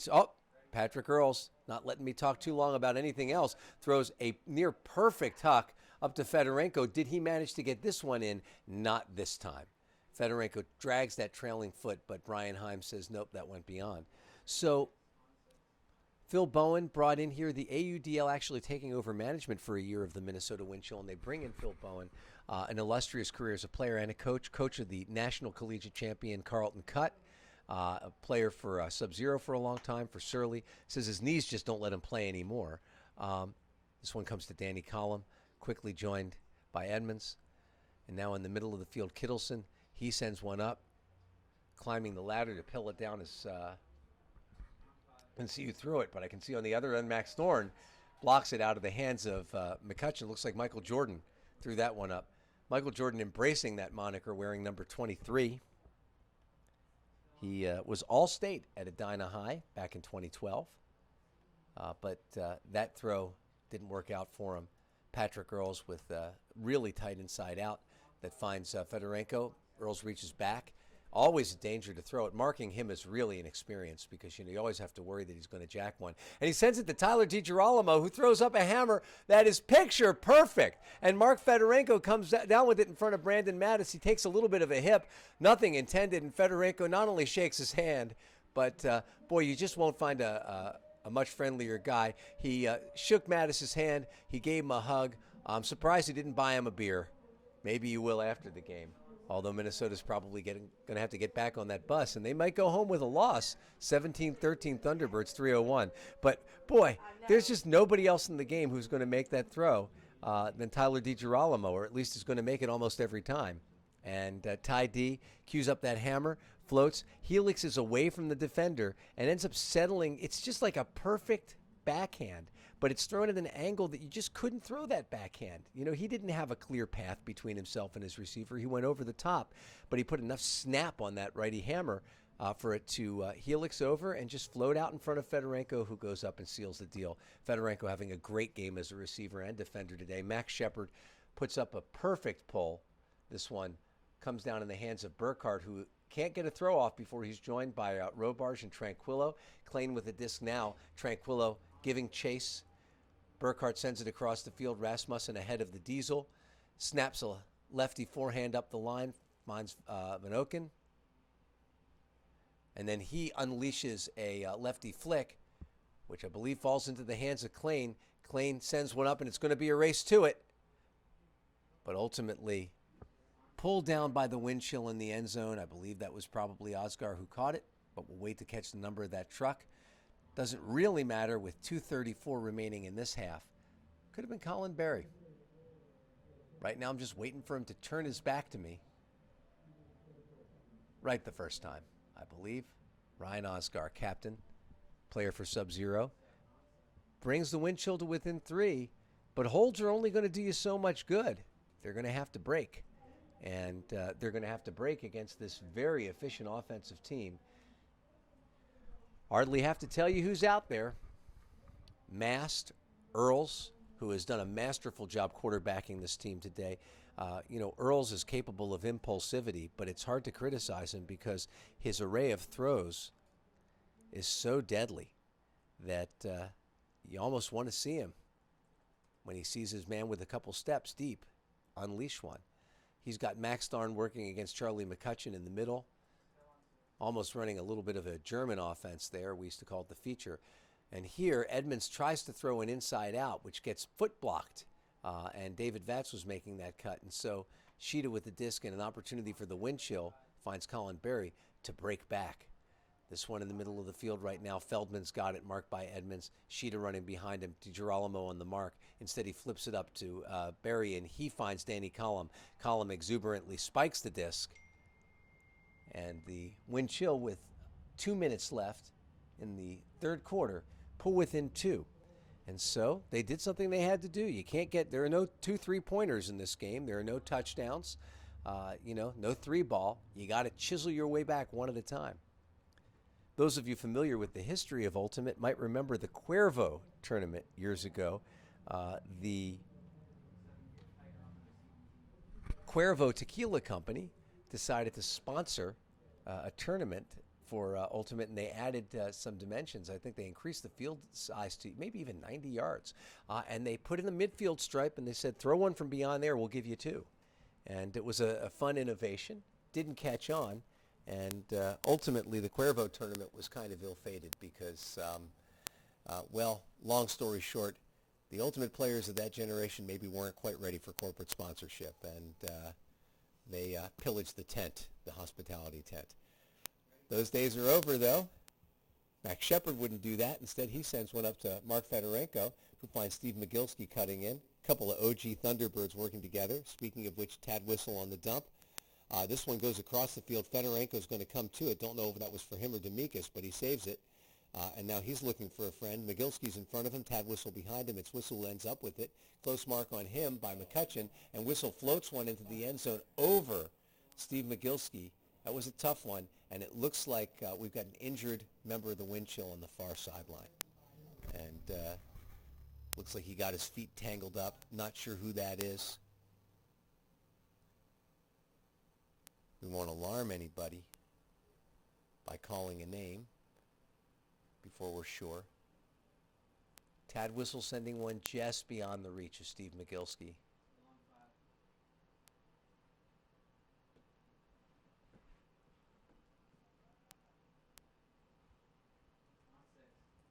All right, we've got a deep cutter for the action resumes. We'll get you the name of that injured player. But Danny Collum throws one away. Fedorenko thinks of picking it up, but instead, Tad Whistle directing traffic sends the Thunderbirds into a vertical stack. He's all alone there. There are 7 players in this vertical stack. Mogilski working like crazy, and Tad Whistle doing as only Tad Whistle can, does an overhand pivot and then just flicks with his wrist, stretched to full extension and inside out to Mogilski to put the Thunderbirds up 18-15 with exactly 1 minute left. We talked about Tad Whistle's crazy moves. You'll never see a thrower who looks just like Tad. And part of what makes him so difficult to mark is that when he is fully extended and unable to move his hips or his arm any distance, he just steps far out beyond the marker, but he's fully extended. The power he can generate from his elbow down to his fingertips allows him to send the disc pretty much where he wants it, when he wants to. And not to mention, he's got that scuba that you always have to worry about, too. So there he was with one of his Swiss Army knife throws, throwing a little. It didn't look like much, but if you've ever tried to do something like that, you know Tad Whistle just made a really fine throw. And there the Thunderbirds, after an injury to the wind chill, take advantage of an errant swing on the goal line. And now Matt Burkhardt, who probably could have let that one slide out of bounds, instead centers the disc to Klain, gets it back. He's marked by Robarge. Morgenstern and Robarge back there to maybe make things difficult. Osgar's got the disc. Trimble marking him. He finds Rasmussen, and Rasmussen cranks it. Monod can be underneath it. So is Van Dusen. So is Hammonds. Hammonds helps it along, and it's a goal. And it's a spike. Cousins is a guy who likes to spike it after he catches it, and he's had a heck of a time today. He's been able to spike quite a few of them. Greg Cousins right in the middle of the offense for the wind chill all afternoon, and with 34 seconds left in this quarter, it's 18-16 in favor of the Thunderbirds.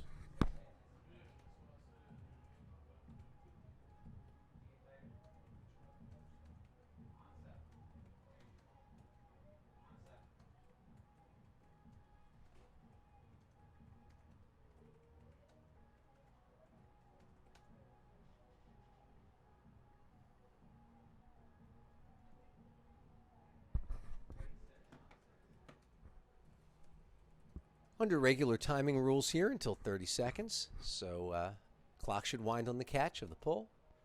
And it's going to be Colin Berry pulling that one. Joined in the field by, looks like Jimmy Kittleson, Jason Sheeta, Jack Lockowicz.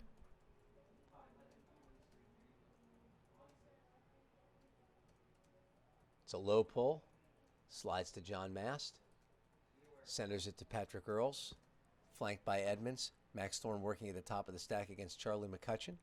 Clock winds down to 27. 23 now in the hands of Earls, marked by Collin, being forced to his lefty forehand. Now Fedorenko has it with 18 seconds left at midfield. Kittleson applying a hard mark. Danny Collin makes a bid for that one, but Earls gets it before he can get to it. And Max Thorne running to that Patrick Earls forehand, but it tracks just a little bit too quickly. That wind blowing towards the east, and now with just 2 seconds left, Sheeta throws one up, and hopefully nobody's going to make too big of an effort for this one. Jonathan Mast catches it well short of the end zone, and it's 18-16 in favor of the Thunderbirds as the quarter comes to an end.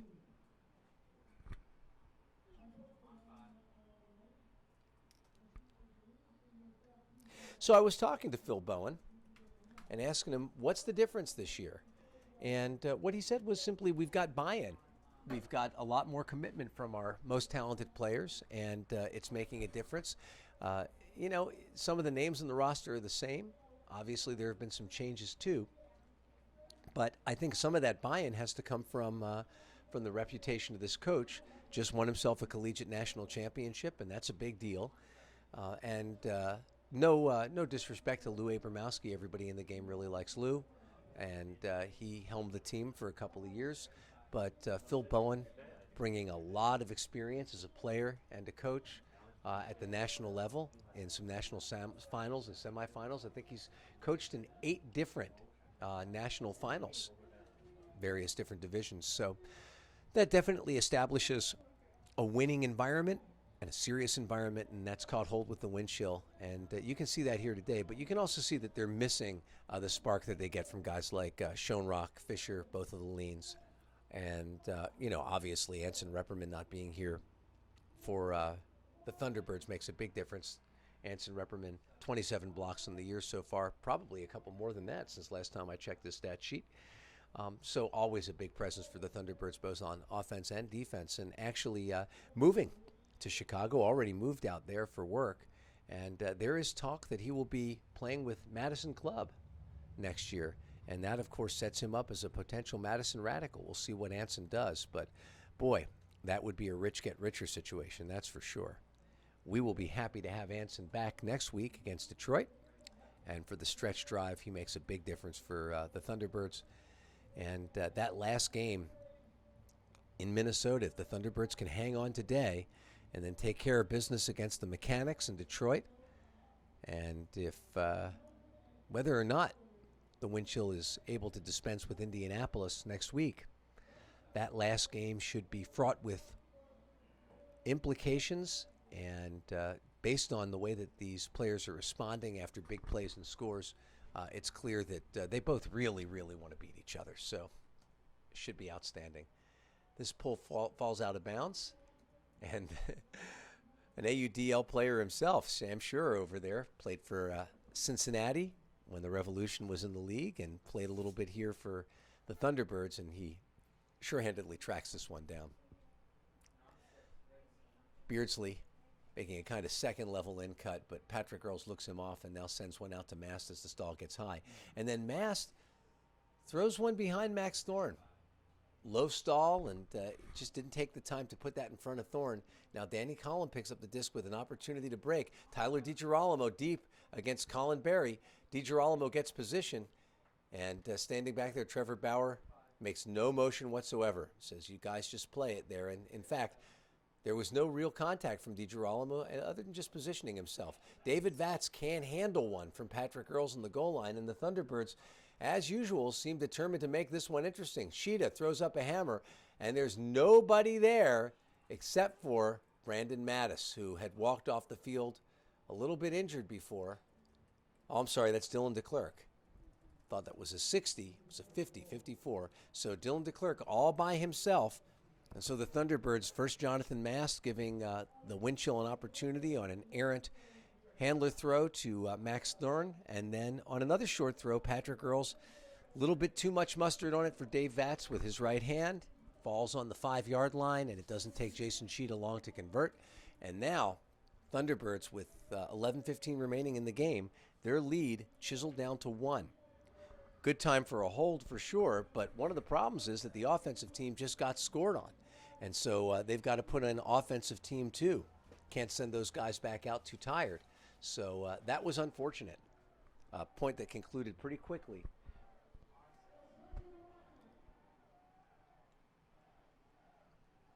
Tad Whistle and Xavier Maxstat will handle on this team, along with Max Shepard from the top of a vertical stack, and it's Shepard who has it now.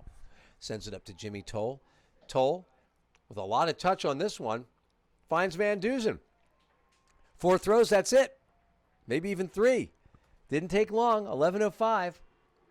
And as they come off the field, they might come to the sideline and say to offense team number 1, fellas, that's actually how you do it.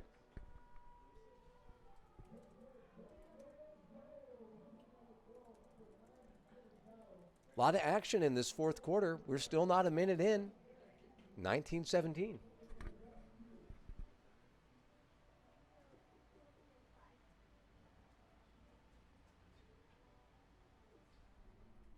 Pittsburgh Summer League, Draft Summer League, entering its last week of the regular season, getting ready for the playoffs. And, of course, most of these players have also spent some time playing in local rec leagues, and you can too. And summer's not the only one. If you're interested in playing recreational ultimate in Pittsburgh, whatever age or experience level you are, the place to go is pittsburgh-ultimate.org. If that's too tough to remember, don't worry. Just Google Pittsburgh Ultimate. Picking up Vinokin off the back of the stack is Pat Hammonds. Now Osgar's got it. He's being marked by Van Dusen. He slings it out to Rasmussen with a break backhand, and Rasmussen throws one up, and it is pretty. Wow. That was an air bounce inside out. And this time, it's almost as if he heard me on the live stream. Greg Cousins says, I'm not going to spike this one. I'm just going to leave it right here. I'm going to leave this right here. And it's 1918. 14 seconds to score that one.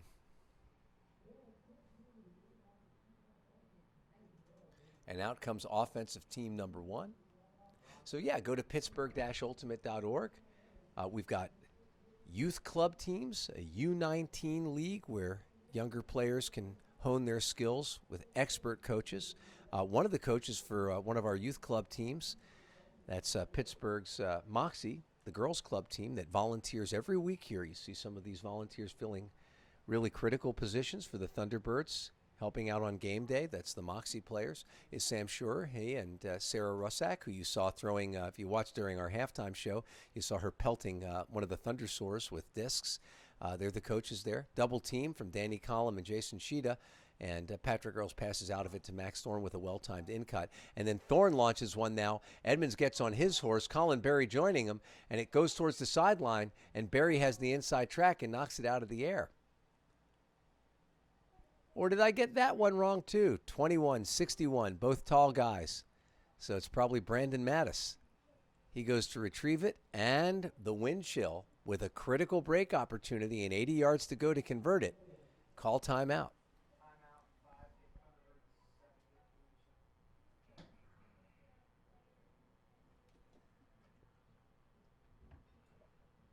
So up by 2 breaks, the Thunderbirds find themselves in danger of falling into a tie. And here's something nobody wants to see, and that's Tyler DiGirolamo, who has been fighting against a bulky groin muscle.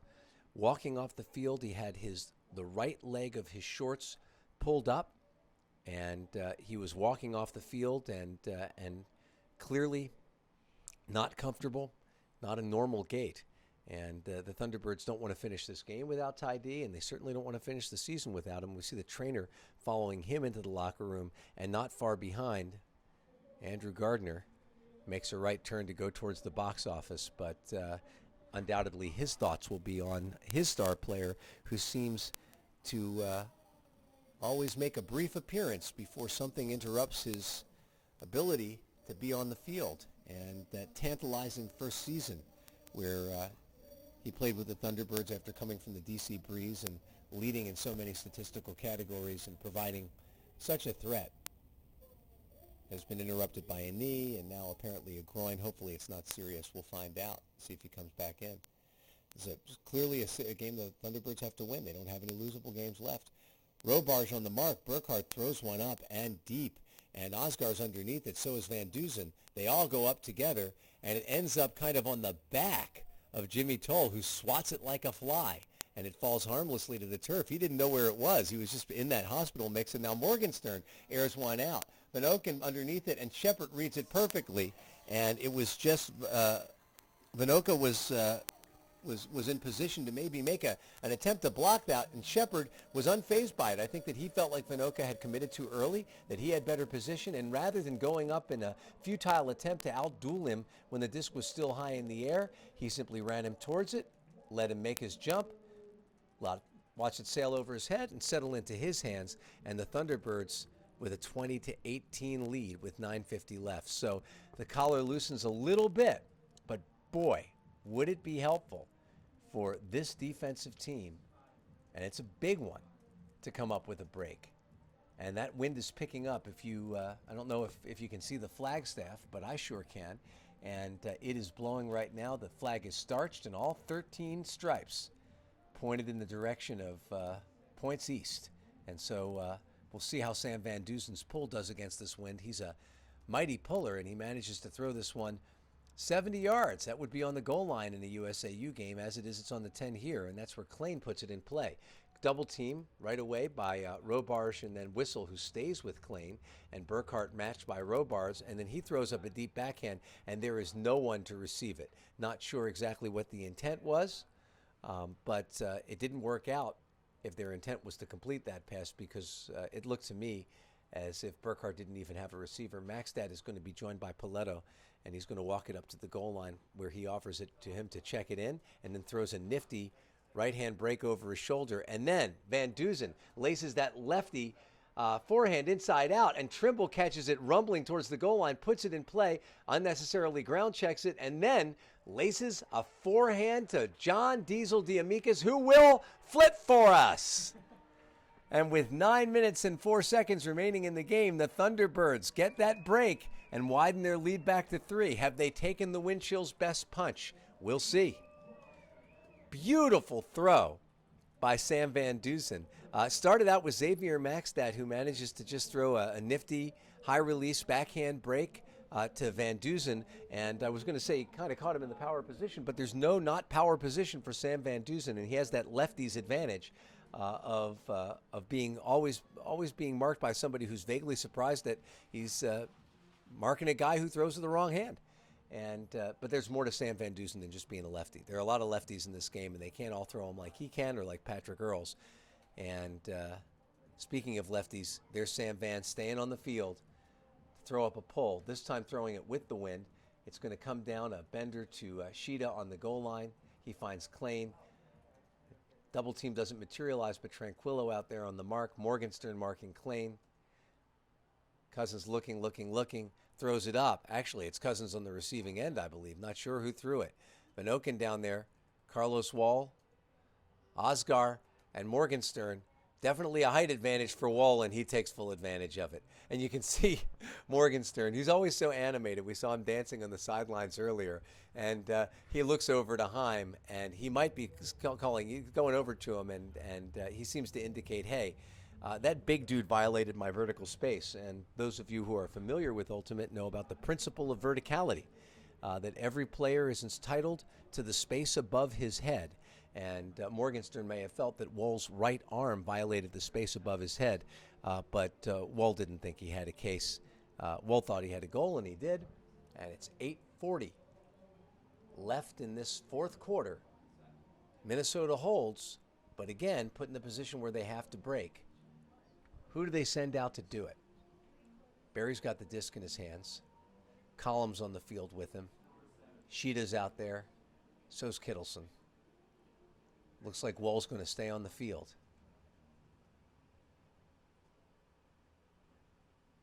And we've got a call. Looks like it's an offsides. It will be put into play at midfield.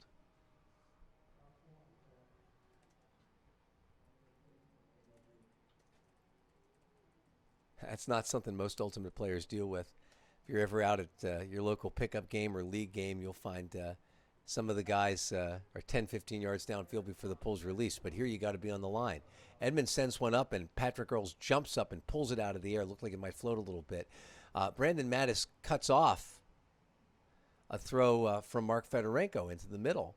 And so he looks back, he tries to throw it to Fedorenko again, and then he feels like he was fouled by Danny Collum. He looks beseechingly at Dave Matten, and Matten says, yeah, you were fouled. So he gets to take it 10 yards up. Collum didn't agree. Matten might have been swayed a little bit.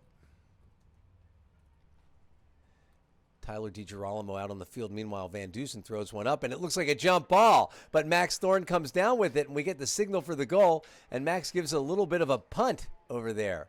He was in close contention for that disc, and I did not catch the number of the player who was on defense. But with 8:02 left, Max Thorne extends the lead 22-18. And that... looking across the field, that was Charlie McCutcheon, I'm pretty sure, MLU MVP for the Philadelphia Spinners last year. But Max Thorne, who's been an MVP candidate himself in a number of different situations, wins that battle. And the Thunderbirds go ahead 22-19. Not sure at all about the foul call on Danny Collum, but Patrick Earls looked over there, and he kind of gave Dave Matten a look saying, you know me. You think I'm going to throw that unless somebody whacked me? And Matten said, I guess not. So unclear to us right now exactly what happened, but Dave Matten was right in position and made the call. A familiar sight now, Sam Van Dusen pulling to the east. Matt Burkhart fields it, finds Klain. Morgenstern joins him. Low, but scooped up and then sent deep. Rasmussen underneath it. Here comes Sam Van Dusen. Rasmussen goes up high, and manages to get his hand right on there. Loops one out to Klein. He looks downfield to see Oscar working, and now Paletto's got it, and Paletto sends it to Oscar. So it didn't take long. We got 7:39 left in this game, and it's 22-20, favor of our Birds. Give props to Rasmussen, Ethan Rasmussen, who was there. He had company, and he knew he had to get up there quick. He was not the tallest guy underneath that disc, but he did get to it first. Got that hand right up there and made that stab. And it only took a few passes, and here come the wind chill. Thunderbirds being forced to answer back, and the wind chill scoring quickly to give themselves as many opportunities as possible to close this gap.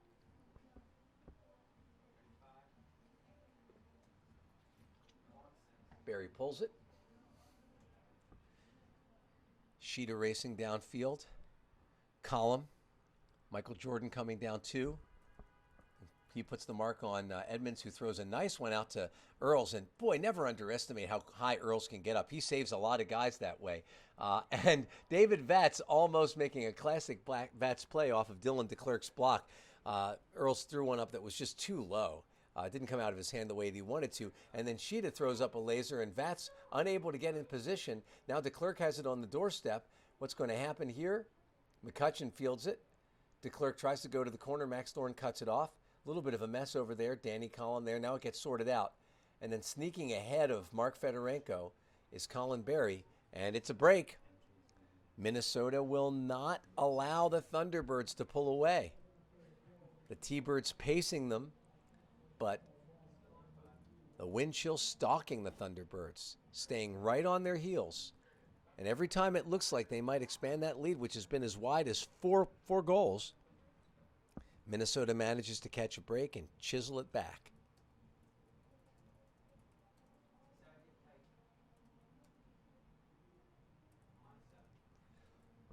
Last time this offensive team was out on the field, they made very quick work of the wind chill defense.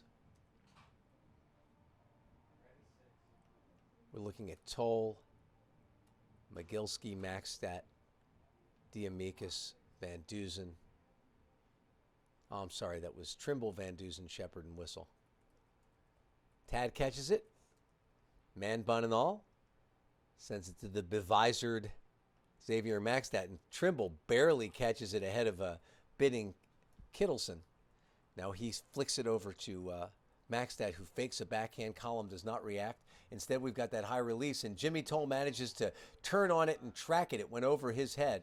He sends it back to Max Shepard. Shepard fakes a hammer, and then right out of that hammer fake throws a nifty inside out. Steve Mogilski on the goal line, and he sends it to Sam Van Dusen, who snares it with a left hand and then throws it out into space ahead of Jimmy Toll, and that was the throw of the point. Michael Jordan trying to catch up to it, but even the Michael Jordan would have had a tough time with that one because it was perfectly placed just beyond the reach of the defender. And Jimmy Toll manages to give the Thunderbirds just a little breathing room as they go up 23-21. Waiting for our scoreboard operator to catch up. There he does. It's a tough job keeping track of the scoreboard. The timing rules are funny. And lots of starts and stops.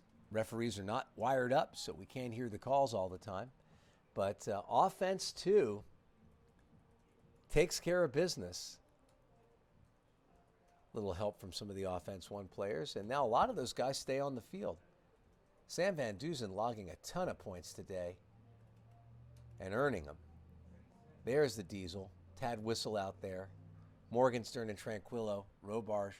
That group covering a lot of the handlers. This pull falls short by about 20 yards of the goal line. Now Morgenstern picks up the mark on Klein. An inside-out cut and a nice throw to Paletto. Whistle rushes over to cut off a continuation. There goes a high release that Oscar pulls down. And Van Dusen with a critical block. Reaches out. Oscar looking up the line. Van Dusen anticipating it all the way. And now Tad Whistle, thank you very much, Sam, picks it up and throws it back to him. And Van Dusen figures, what the hell? When you got a hot hand, why not throw it to Pat Hammonds? And Pat Hammonds, all alone by himself in the end zone, pulls down a goal for another break.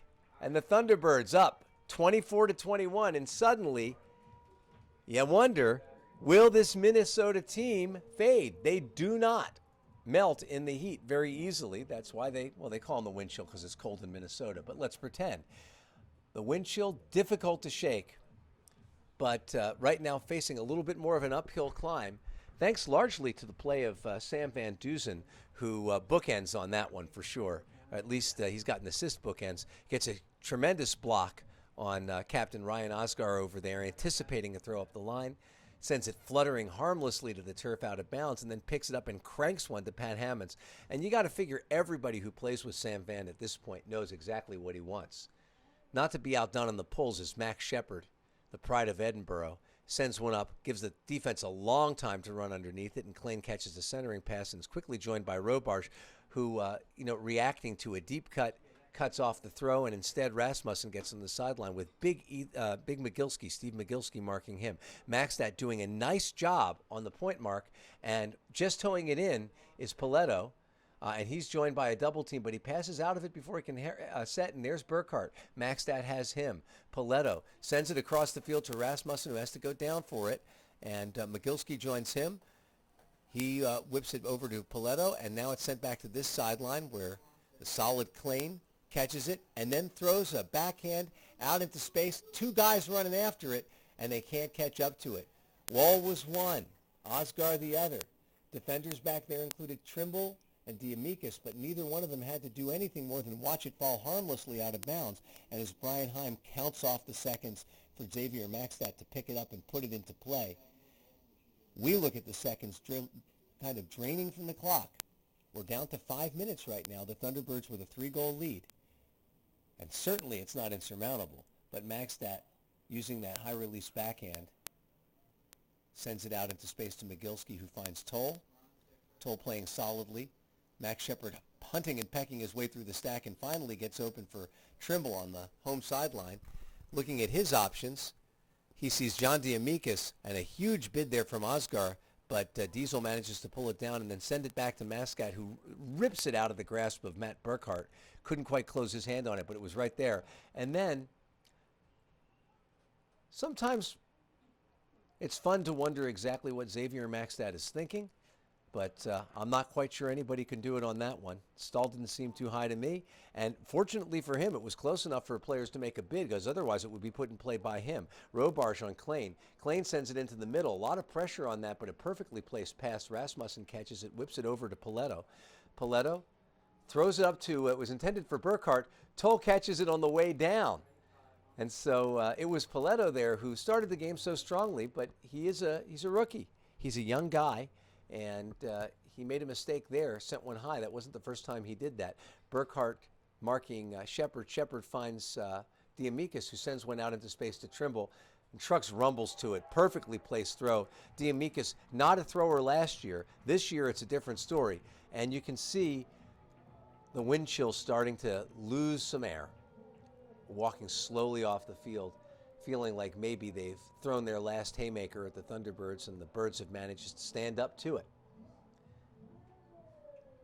3:40 left, 25-21. In just a moment, I'm going to read off to you the roster for the Thunderbirds for the final. It's the final 28. This is the group that's going to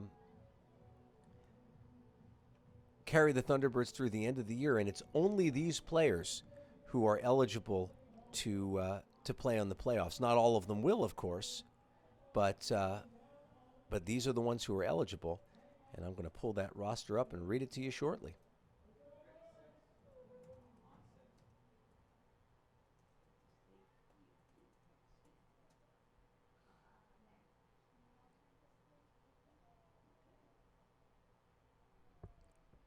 Disc in play. Dylan Tranquillo comes down with a block, an errant throw. And here comes Tad Whistle, marked by Danny Collum. Dave Madden gives him the disc. And the wind chill now with just 3:19 remaining, knowing that they're going to have to take chances. Robarge making it a little easier for them, trying to find Van Duzen, doesn't. And Van Oken comes up with a block, and this one is jack deep. Buries underneath it. Hammonds is two. Hammonds catches it and manages to get just enough of it to send it out the back of the end zone. That would have been helpful as the clock winds under 3 minutes.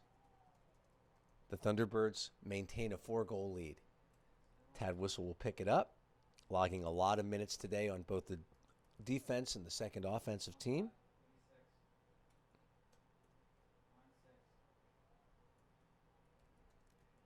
Disc now in the hands of Robarge. Sends it over to Van Duzen. Hammonds has it. Morgenstern catches it in front of Cheetah. And there's Whistle going deep. This one's going to be a race. Column underneath it too. And Tad Whistle reads it perfectly, almost flips it out of his hands, and then he sends a push pass, his skyhook, a mini baby skyhook to the Birdman, Ethan Beardsley. He's not capable of doing anything without panache. And that's why we say, yes, yes, yes. Tad Whistle outreads his defender, comes down with a two-hander on the goal line, juggles it a little bit, and then figures, what the heck?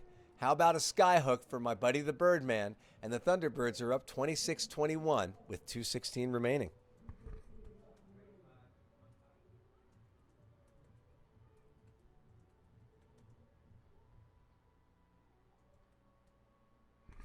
Talked to Tad a little bit before the game, and he said, I said to him, hey, what do you think? This, this home playoff game, is it reachable? He says, yeah, but it's not going to be easy.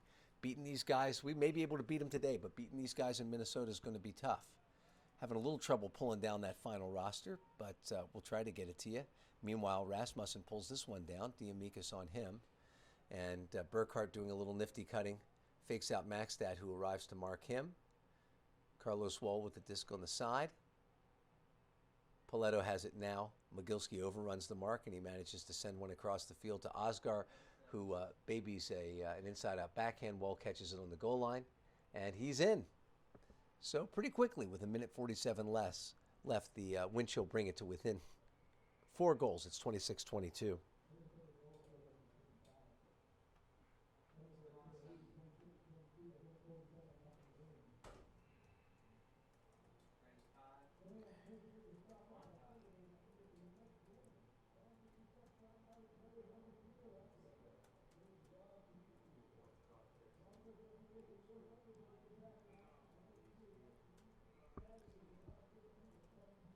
Thunderbirds have to be happy with the way that they pulled away here.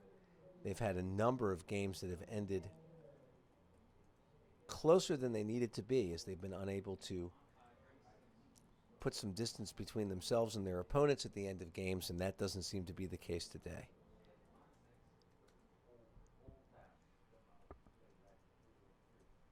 This one coming down into Edmonds' hands. Max Thorne has it now. He's joined by a loose double team. Fedorenko flips it over to Beardsley. Fedorenko marked aggressively by Barry. Max Thorne catches it. McCutcheon on him.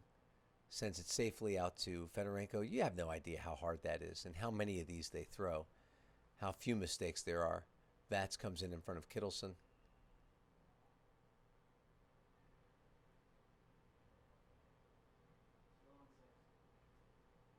Looks like Vats might have traveled there.